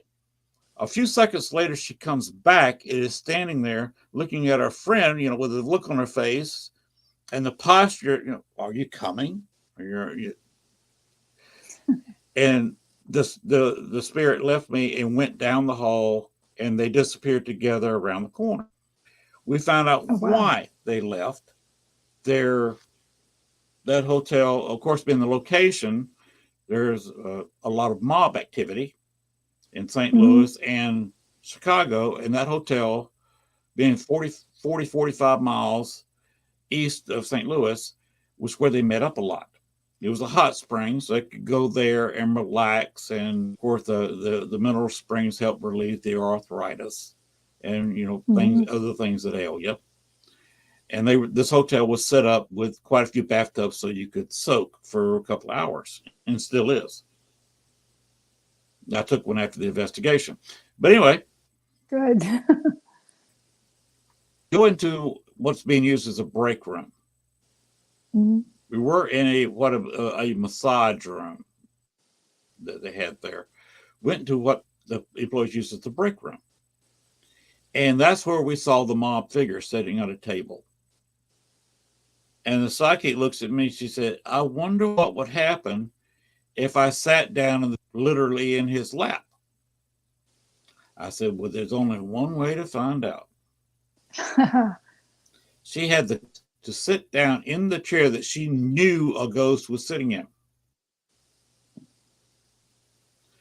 So he leaves the chair, and the other two mobsters that were in there with her leaves and goes through the door. And we had a ghost box set up in the room when I was in before, talking to the other spirit, that nothing had come over for hours. We'd been there for about 4 hours. And this is out in the country. So we were picking up no radio stations, nothing. Wow. This was a Sunday morning too. There was nothing on. And all of a sudden we hear these loud voices in perfect English, just like somebody screaming down in the room. At the same time, these mobsters go through the door. We tore through the door after them and heard the voice. Mm-hmm. We leave the room, and it was just before sunrise, but the dark except for the lighting that I had. had some UV, and I had a little bit of IR because I was shooting with a full. And it was still dark in the room. We took 2 or 3 steps, and there was bright sunshine in the hall. And we said, "Okay, what happened? How?" First thing she said, "How did it get so bright in here?" The sun's up. So we went down the hallway to the room we were originally in. Totally mystified how it went from dark to bright. Wow. And we're looking at the camera footage when I got home. And the camera had been both running for quite some time. Mm-hmm. You heard the static camera. I had one in my hand. It's a camcorder.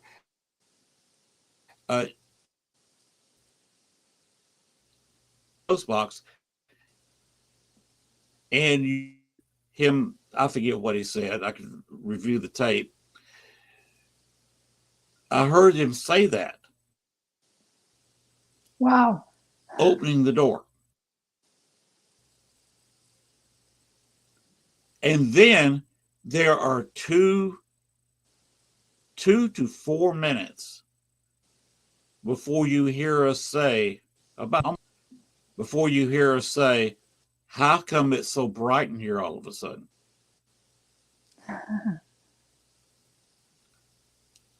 We said that within seconds of each other. We heard the voice. We took about 3 steps at a running pace.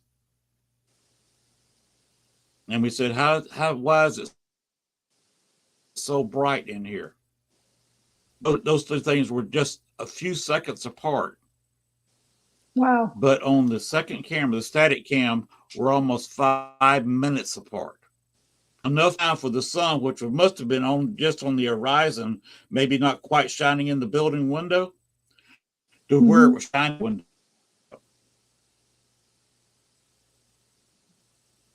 Wow, what an amazing story. Come up with was that open the portal, of course, to go back to the other side where spirits are. And that we were right on their heels and ran into the portal. Wow. And came out of the portal by us immediately. We just took a couple of fast steps. Mm-hmm. What would it have been like had we had a third person investigating and been standing in that room, watched us come out of the employee break room and disappear? And what would you have said? I would have been like, wow. Yeah, definitely stepping through a portal or through the veils of the dimensions, between the dimensions. Yeah, that would have been huge. I mean, yeah, definitely to get that on film, that would be a big deal.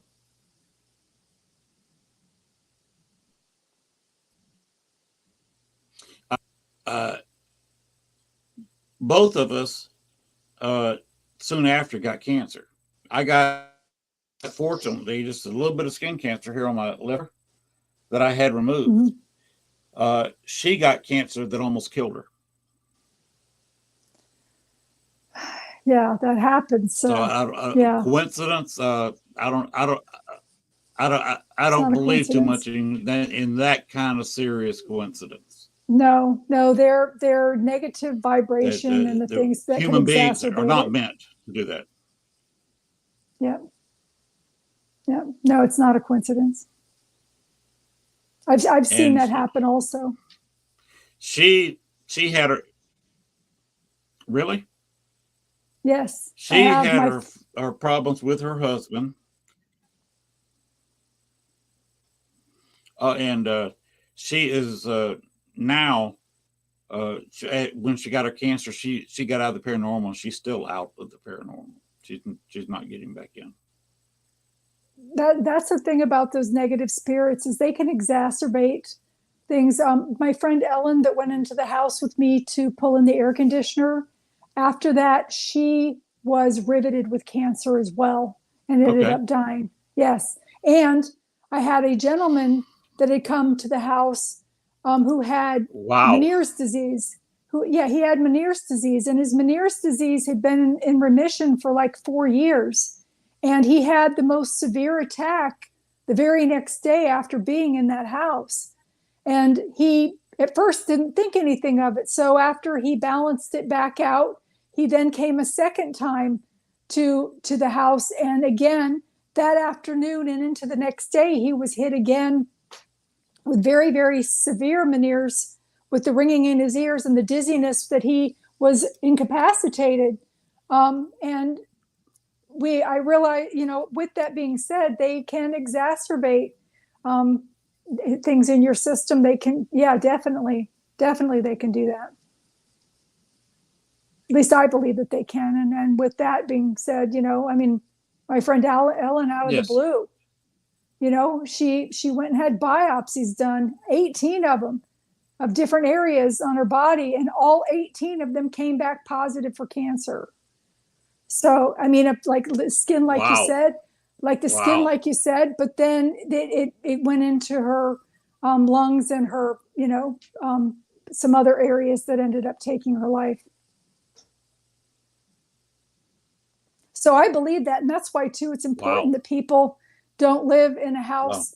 They think that having a ghost in their house is harmless. Oh yeah, we've got this ghost in our house and it's harmless. It's a lady and she wanders, but they don't understand the negative pull, even though that ghost may not mean to, and maybe they're full, tucking their kids in at night or something. It's still the vibration that they carry, if they have not crossed over, is a negative pull. It's kind of a sucking effect, and they need to be around the humans to feed off of them in order to be able to be seen, to do physical acts, even if they're not bad ones. So yeah, it's not a good idea to have a ghost in your house, even if it's a nice one. They definitely need to cross over. And the thing is too, is a lot of these lost souls that end up staying here for whatever reason, the only thing that stops you from crossing over is yourself. You can choose not to cross over. And a lot of times people choose not to cross over for religious beliefs. They don't feel that they're worthy, maybe an addiction, maybe they're watching over a loved one, for a period of time, and then and then they cross over before the loved one does. I actually have a story about a ghost that in the facility that I was working in, which is in The Colors of Heaven, the book that's coming up. I call him Dapper Dan in my book because I was in front of a patient's room, and the lady was actively transitioning, and I was getting her some medication to help dry up secretions. And I am standing next to this sitting area that had pillars, and I see this ghost peeking out around the pillars. And I said, hi, and he's looking over his shoulder literally to see who I'm talking to, because probably he hasn't been spoken to in 100 years. So, and I said, no, you there. Well, why are you here? Why haven't you crossed over? And he realized that I was talking to him, and he kind of started to come towards my cart. And he was a handsome man. He looked to be maybe 35, maybe. And he was dressed in nice clothes, like of the 18th century type clothes. He wasn't like upper class. He was like upper middle class, maybe. And the thing about spirits, when they haven't crossed over, we all do keep all of our senses, whether we've crossed over or not. But souls that have not crossed over, they still have their addiction issues. They still have any mental illness that they had. The cause of death usually shows, in his case, he had a Swiss cheese appearance to his abdomen, which to me indicates a corrosive disease, like cancer or cirrhosis of the liver might have been the cause of death. And he came over, and I'm like, well, I've got this lady here getting ready to cross over. And if I can hook you up, basically, which, not that he needed that, but I didn't want him to feel that he would be going alone. And he told me he had this very heavy Irish brogue. And he said to me, "My lady, I can't cross over." And I'm like, well, yeah, of course you can cross over.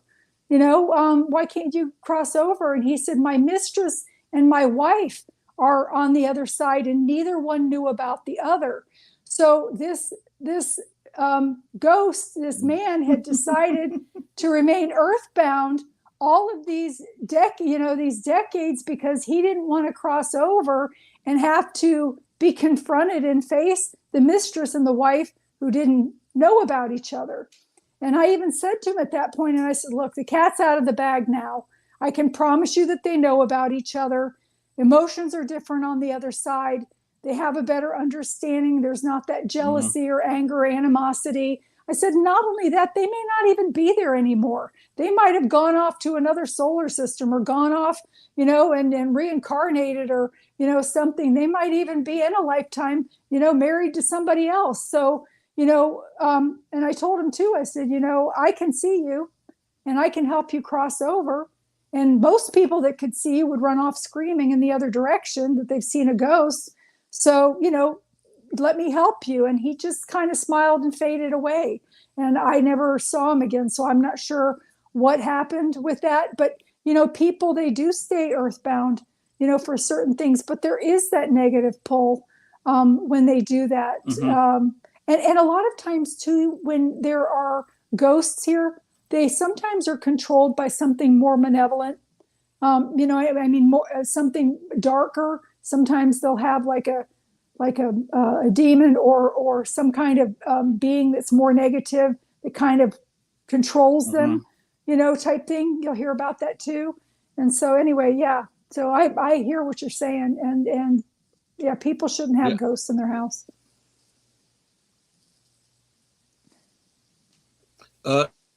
Let me comment on that, but I got to run.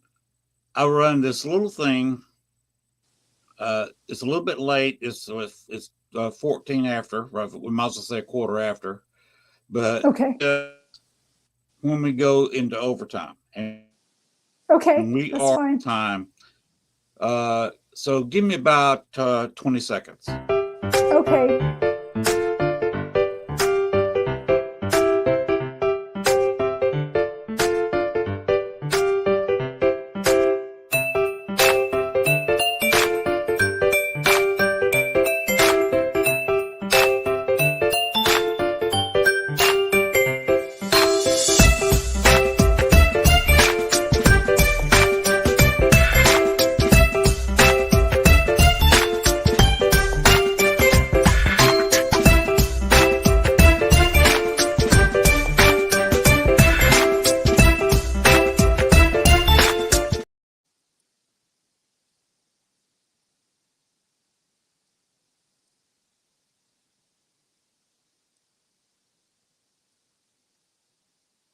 I just about got shut down.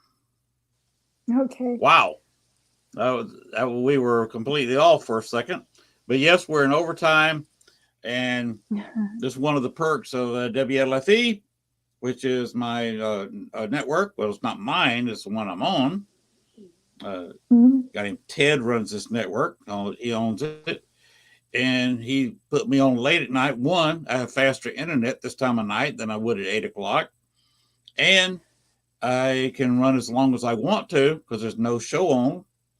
And he runs on the East Coast, so my show doesn't go off standardly till 1 a.m. on the East Coast. And there's no show scheduled. So he said, run as long as you want to. Okay. So I will. So here we sit. Yeah, but, I can stay for about another, anyway, say 30 minutes. To go back to, okay. To go on what you were talking about, I had a kind of an open case as a paranormal investigator in Chicago, to where a spirit that took me a while to find out who it was, and his name is Bruno Rodi, a name that means absolutely nothing to nobody nowadays. But if you watch any of the 1920s based movies where Al Capone's in it, and Al Capone kind of hints that he wants a bomb to go off there. He had two people who set bombs. best one was Bruce. Oh, wow. He met Capone got in there through extortion. He would set a bomb in somebody's house, call them up on the phone, and said, if you don't give me so many thousands of dollars, I will blow up your house. So he said it at this rather prominent person's house in Chicago and said, $4,000, I will blow up your house. Or if you call the police, I will blow up your house. The man, of course, called the police, being an outstanding, well, I don't know how many citizens of Chicago are really upstanding. Very few, especially back then. They were invariably crooked. But anyway, he called the police, and his house exploded. Oh, gosh. This was Bruno Rodi. Bruno went to jail for a short time for extortion. He died a month before I was born. Mm-hmm. And I was investigating a bar, Ethel's Party. I don't even name the bar because it's closed now. Mm-hmm. In Chicago. It's 26th Street and Wentworth Avenue. And he was a member of the 26th Street gang, which was Al Capone's gang, the one that he took over, and one of the few still existing gangs in Chicago. And that's it. The reason this bar was haunted is because for 90 years before it was a bar, it was a funeral home. Oh, wow. Guess where Bruno Rodi's funeral was? At that bar. In the funeral home at this bar. They still had a raised area. It's where an occasional band would play in the bar. And that's where they displayed the bodies. If you go downstairs, they still had the thick walls around one room because back then there's no refrigeration. The bodies were literally on ice. Mm-hmm. You had the embalming room, of course, where they drained all the fluids out of the bodies. The pipeline where the bodies were drained into. Mm-hmm. And this, I don't know. They were redoing they did some work around the building, so I don't know if this pipe is still there. But the pipeline, when I was there a few years back, was still there where they drained the bodies into the sewer system in Chicago. Oh, wow. And you still could smell sewer because it was still about as big around, open directly to the Chicago sewer system. Oh, geez. Bruno was still there, especially in the cold room. Nobody would go in that cold room. They had all the power and all the little cakes for the Coca-Cola. I don't know if you know how a bar works or not. Where they got the CO2 where they push the Coke through the lines so they mix your drink. Yes. That was in the basement. The Coca-Cola man did not like going down there by himself. No doubt. He want one of the employees to go down in the basement with him. Even this girl that was the main bartender there, she was a tough look, about 5'8", maybe 135, 140 pounds, not a huge girl. Mm-hmm. But she said she never lost a fist fight against anybody. But she didn't like going in the basement. Almost refused to go in there by herself. Sometimes she had to when a keg ran out on the Coke, you just got to go the other bag into the machine. But she would not go into that heavily bricked up room that was the cold room. She would not go in there. Wow. Even with people. So I'm hard-headed. So guess where I investigated most of the time? That's where you went. I finally got some people to go in there with me. I couldn't get anybody to spend much time with me. Finally got a paranormal group to go in there. And I'm sitting there with a K2 meter right in front of me. And I feel something. And you've had this feeling yourself, I'm sure, when a spirit walks through you. Oh, yes. I could feel it. And I said, oh, okay. okay, he's walking through my back.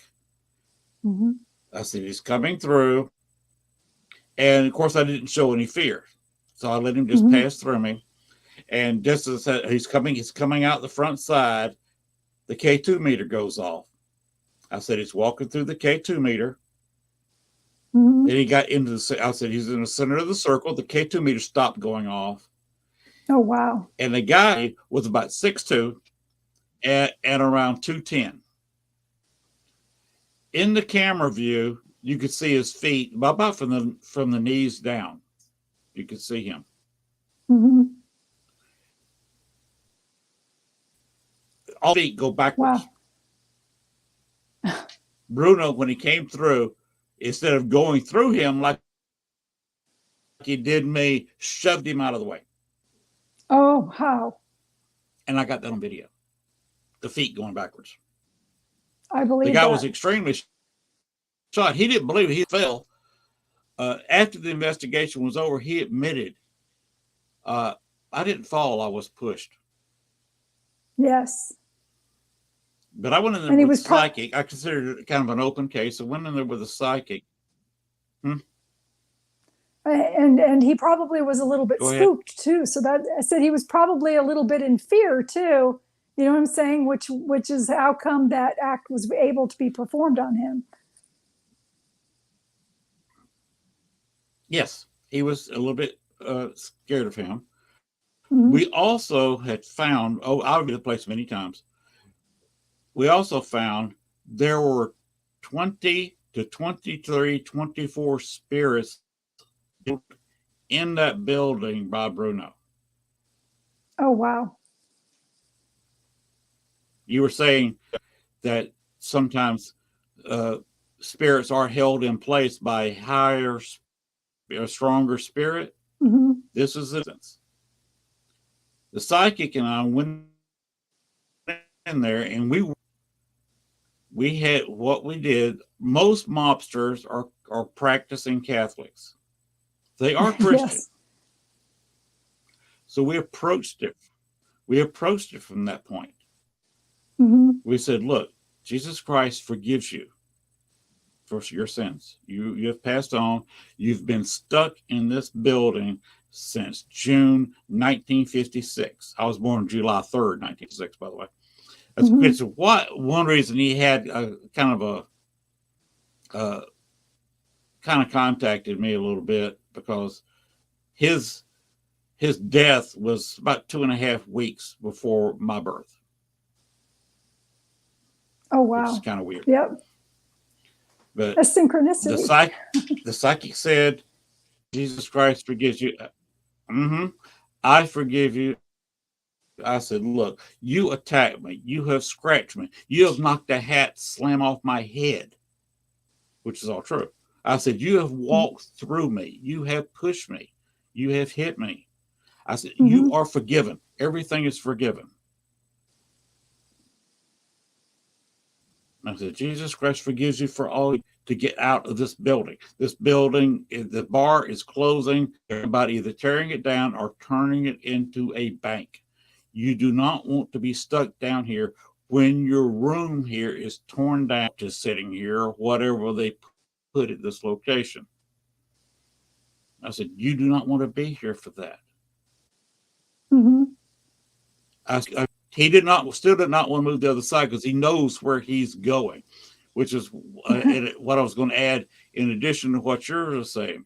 Sometimes they don't want to move, but because unfinished look, they want to watch somebody, watch their grandkids get through college or whatever. Just, how's the ancestors doing, and walk through their house.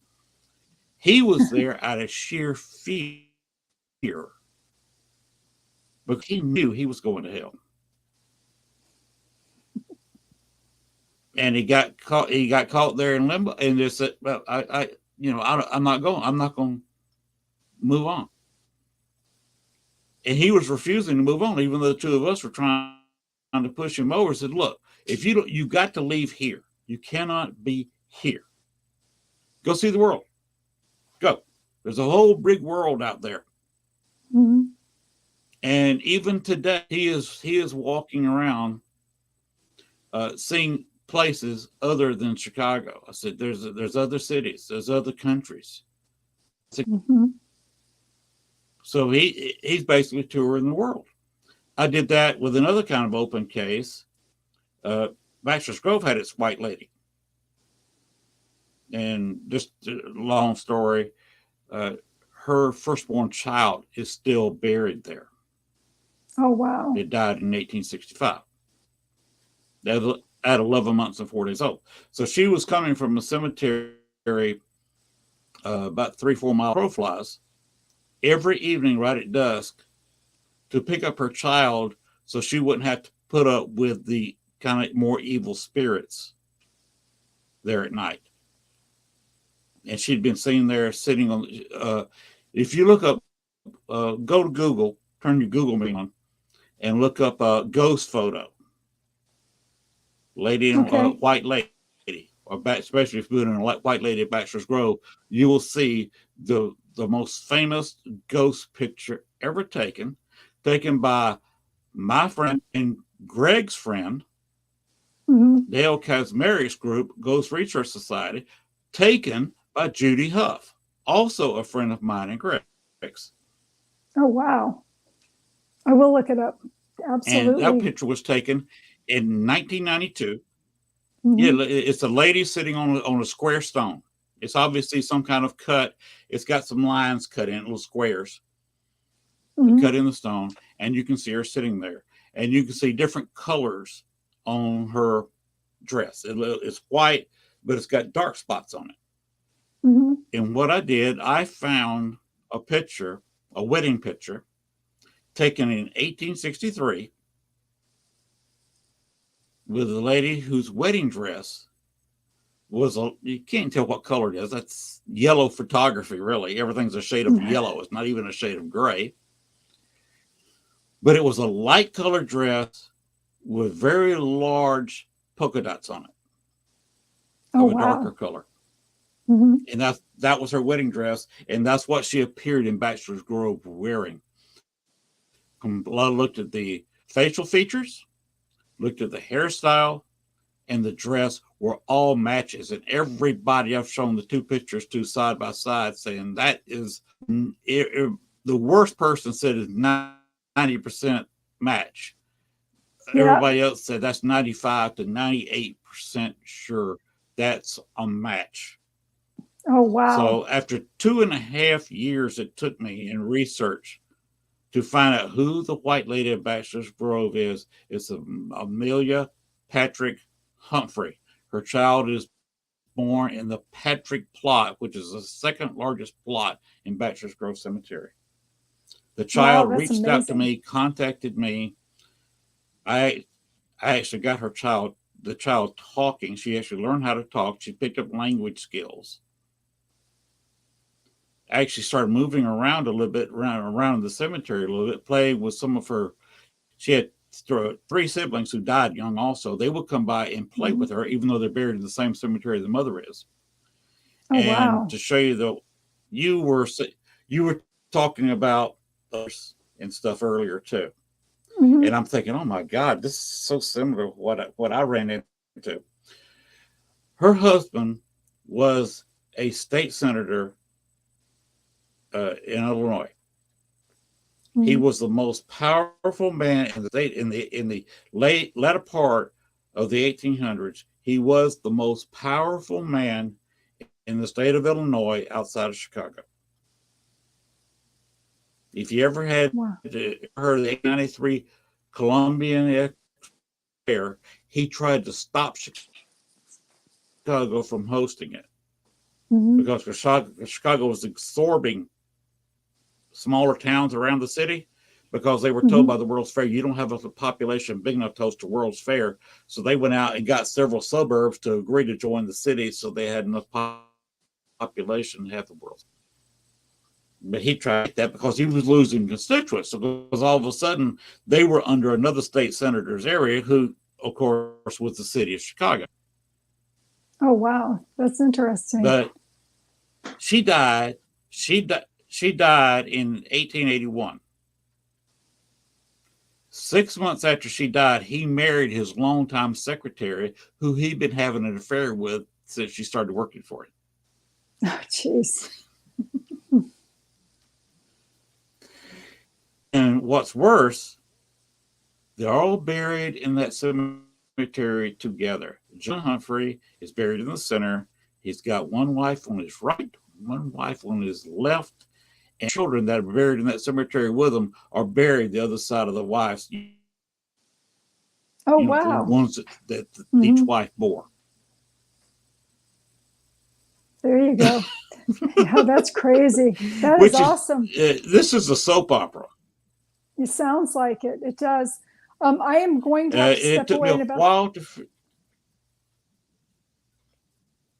I'm sorry. I am going to have to step away in about 4 minutes. My dog's Yes. actually whining to go out. But this has been so interesting that I've really, really enthralled with your story.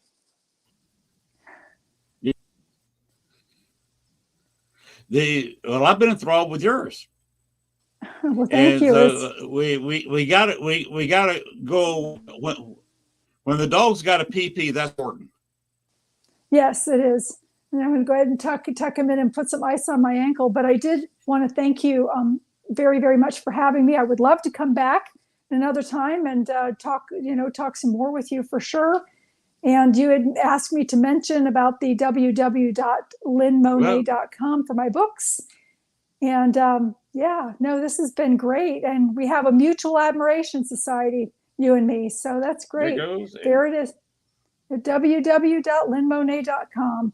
I can get the book Omnipresent, What Happened Next, The Colors of Heaven, Beginnings Never End, which is not a scary story. It's a beautiful story about death, dying, and what happens afterwards.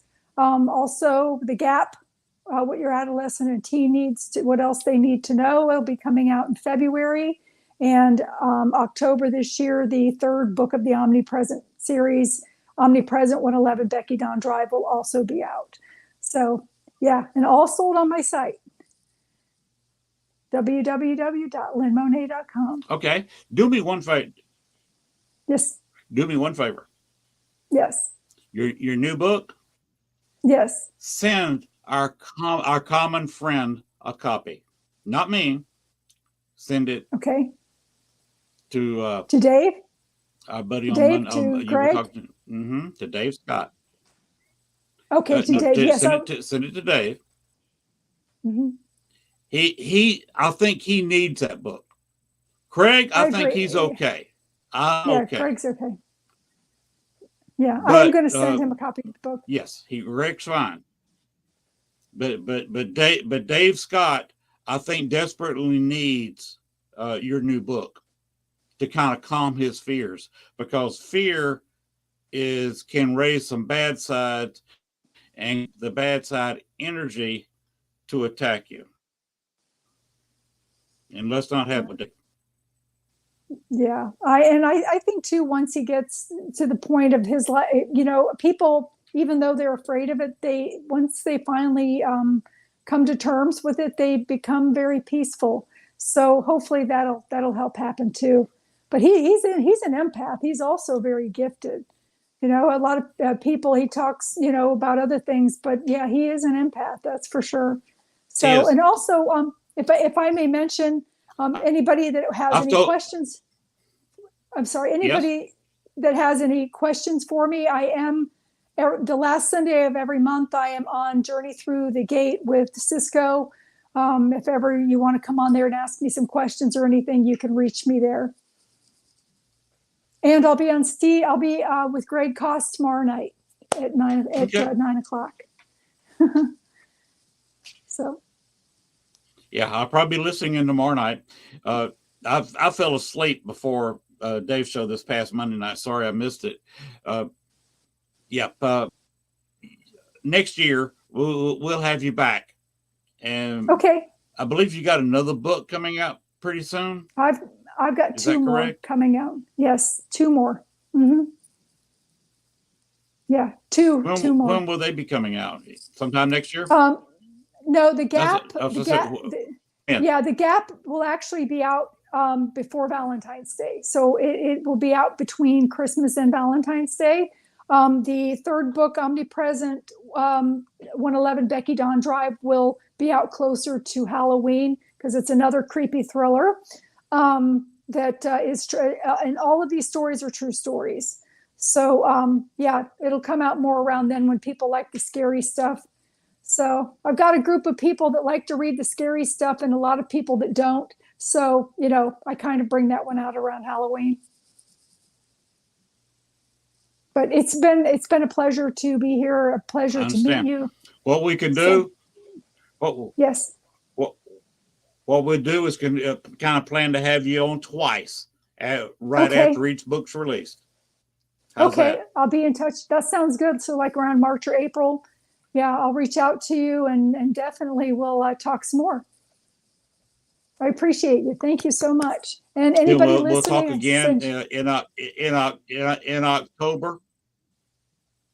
And in October, yes. I have a book coming out, so around April, and then again in October, if you'd like me to be on your Halloween thriller. My other book should be out around that time. Oh, yes.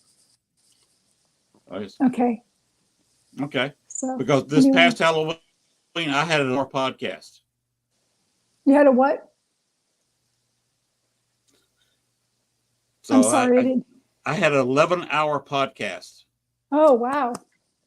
That's great. This past Halloween, 11 hours. By myself. Now, I was showing some videos. I was showing some investigation videos, specifically of me being in New Orleans. Yes, I do investigate quite a bit in New Orleans. That's why I'm going to Fear Fest.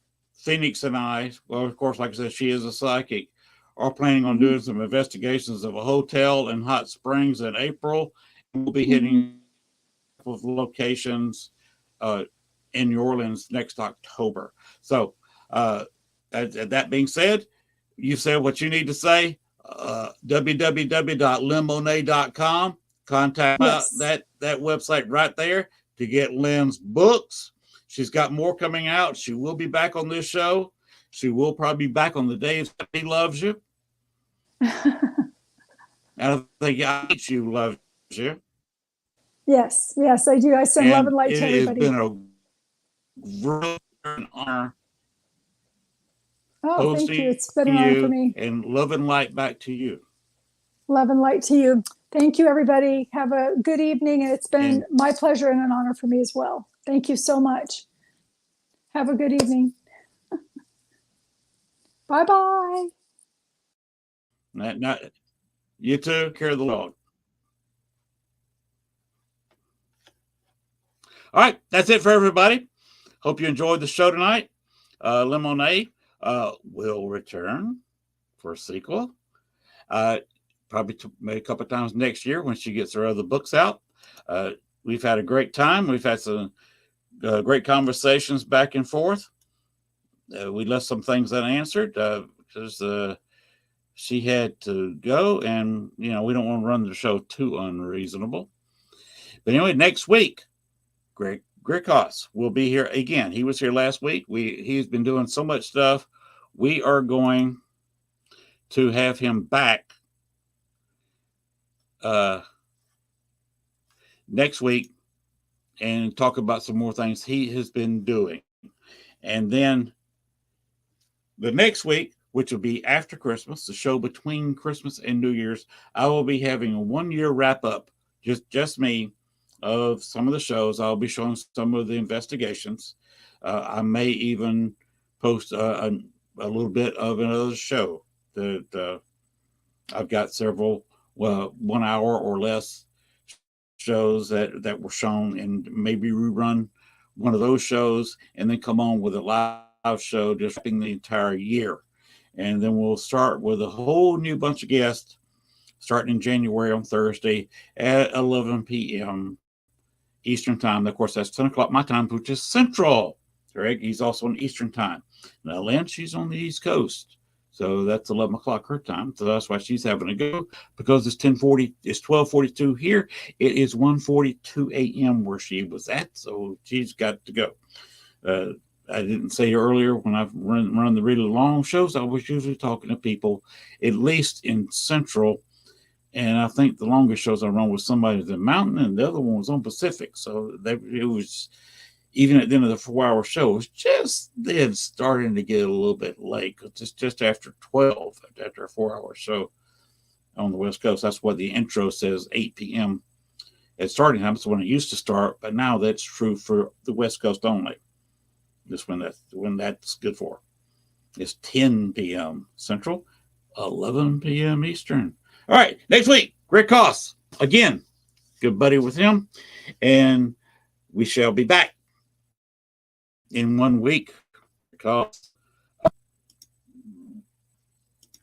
Bones, get us out of here. Play this outro. And so I can get some drops of eyes from all this UV light. And maybe go to bed sometime tonight. All right. Appreciate y'all watching. Be back next week with Rick Oss. Join in the chat room on either Facebook, on the Lynn Dorman profile. Look for Southern Fried Paranormal Podcast as a page that's connected to my profile. Or CARK, SEARK, PS, open space, Lynn Dorman. That's the name of my channel. I do have that down as the main contact for YouTube. So if you put CARK, PS, space, Lynn Dorman, you will be taken to that channel. And then you click on live and you will see the live shows put there. And you can, when the show pops on, bang, you're there. Now, if you like, share, and subscribe, please give me a thumbs up to start with. But you can like, share, and subscribe me on YouTube, and you will not miss a show. You will get a notice. Put the notification, ring the bell, and you'll get a notification whenever I do come on with a live show. That is the best way to watch this. StreamYard and YouTube seem to work very well together, and I've had no problems with. Thank you. Led to the Light Productions, original. It's a great show. Thank you very much. Appreciate you being here. Appreciate the kind words. And like I said, Bones, get us out of here. Good night, everybody. See you next week. Rick Koss will be here. Good night. Have a great weekend. Thanks for watching our show. Be sure to tune in to next week as once again we journey way down south into Bayou Country for another heaping portion of Southern Fried Paranormal with Lynn Dorman and Bones. Make sure to like, share, and follow. Y'all come back now. You hear?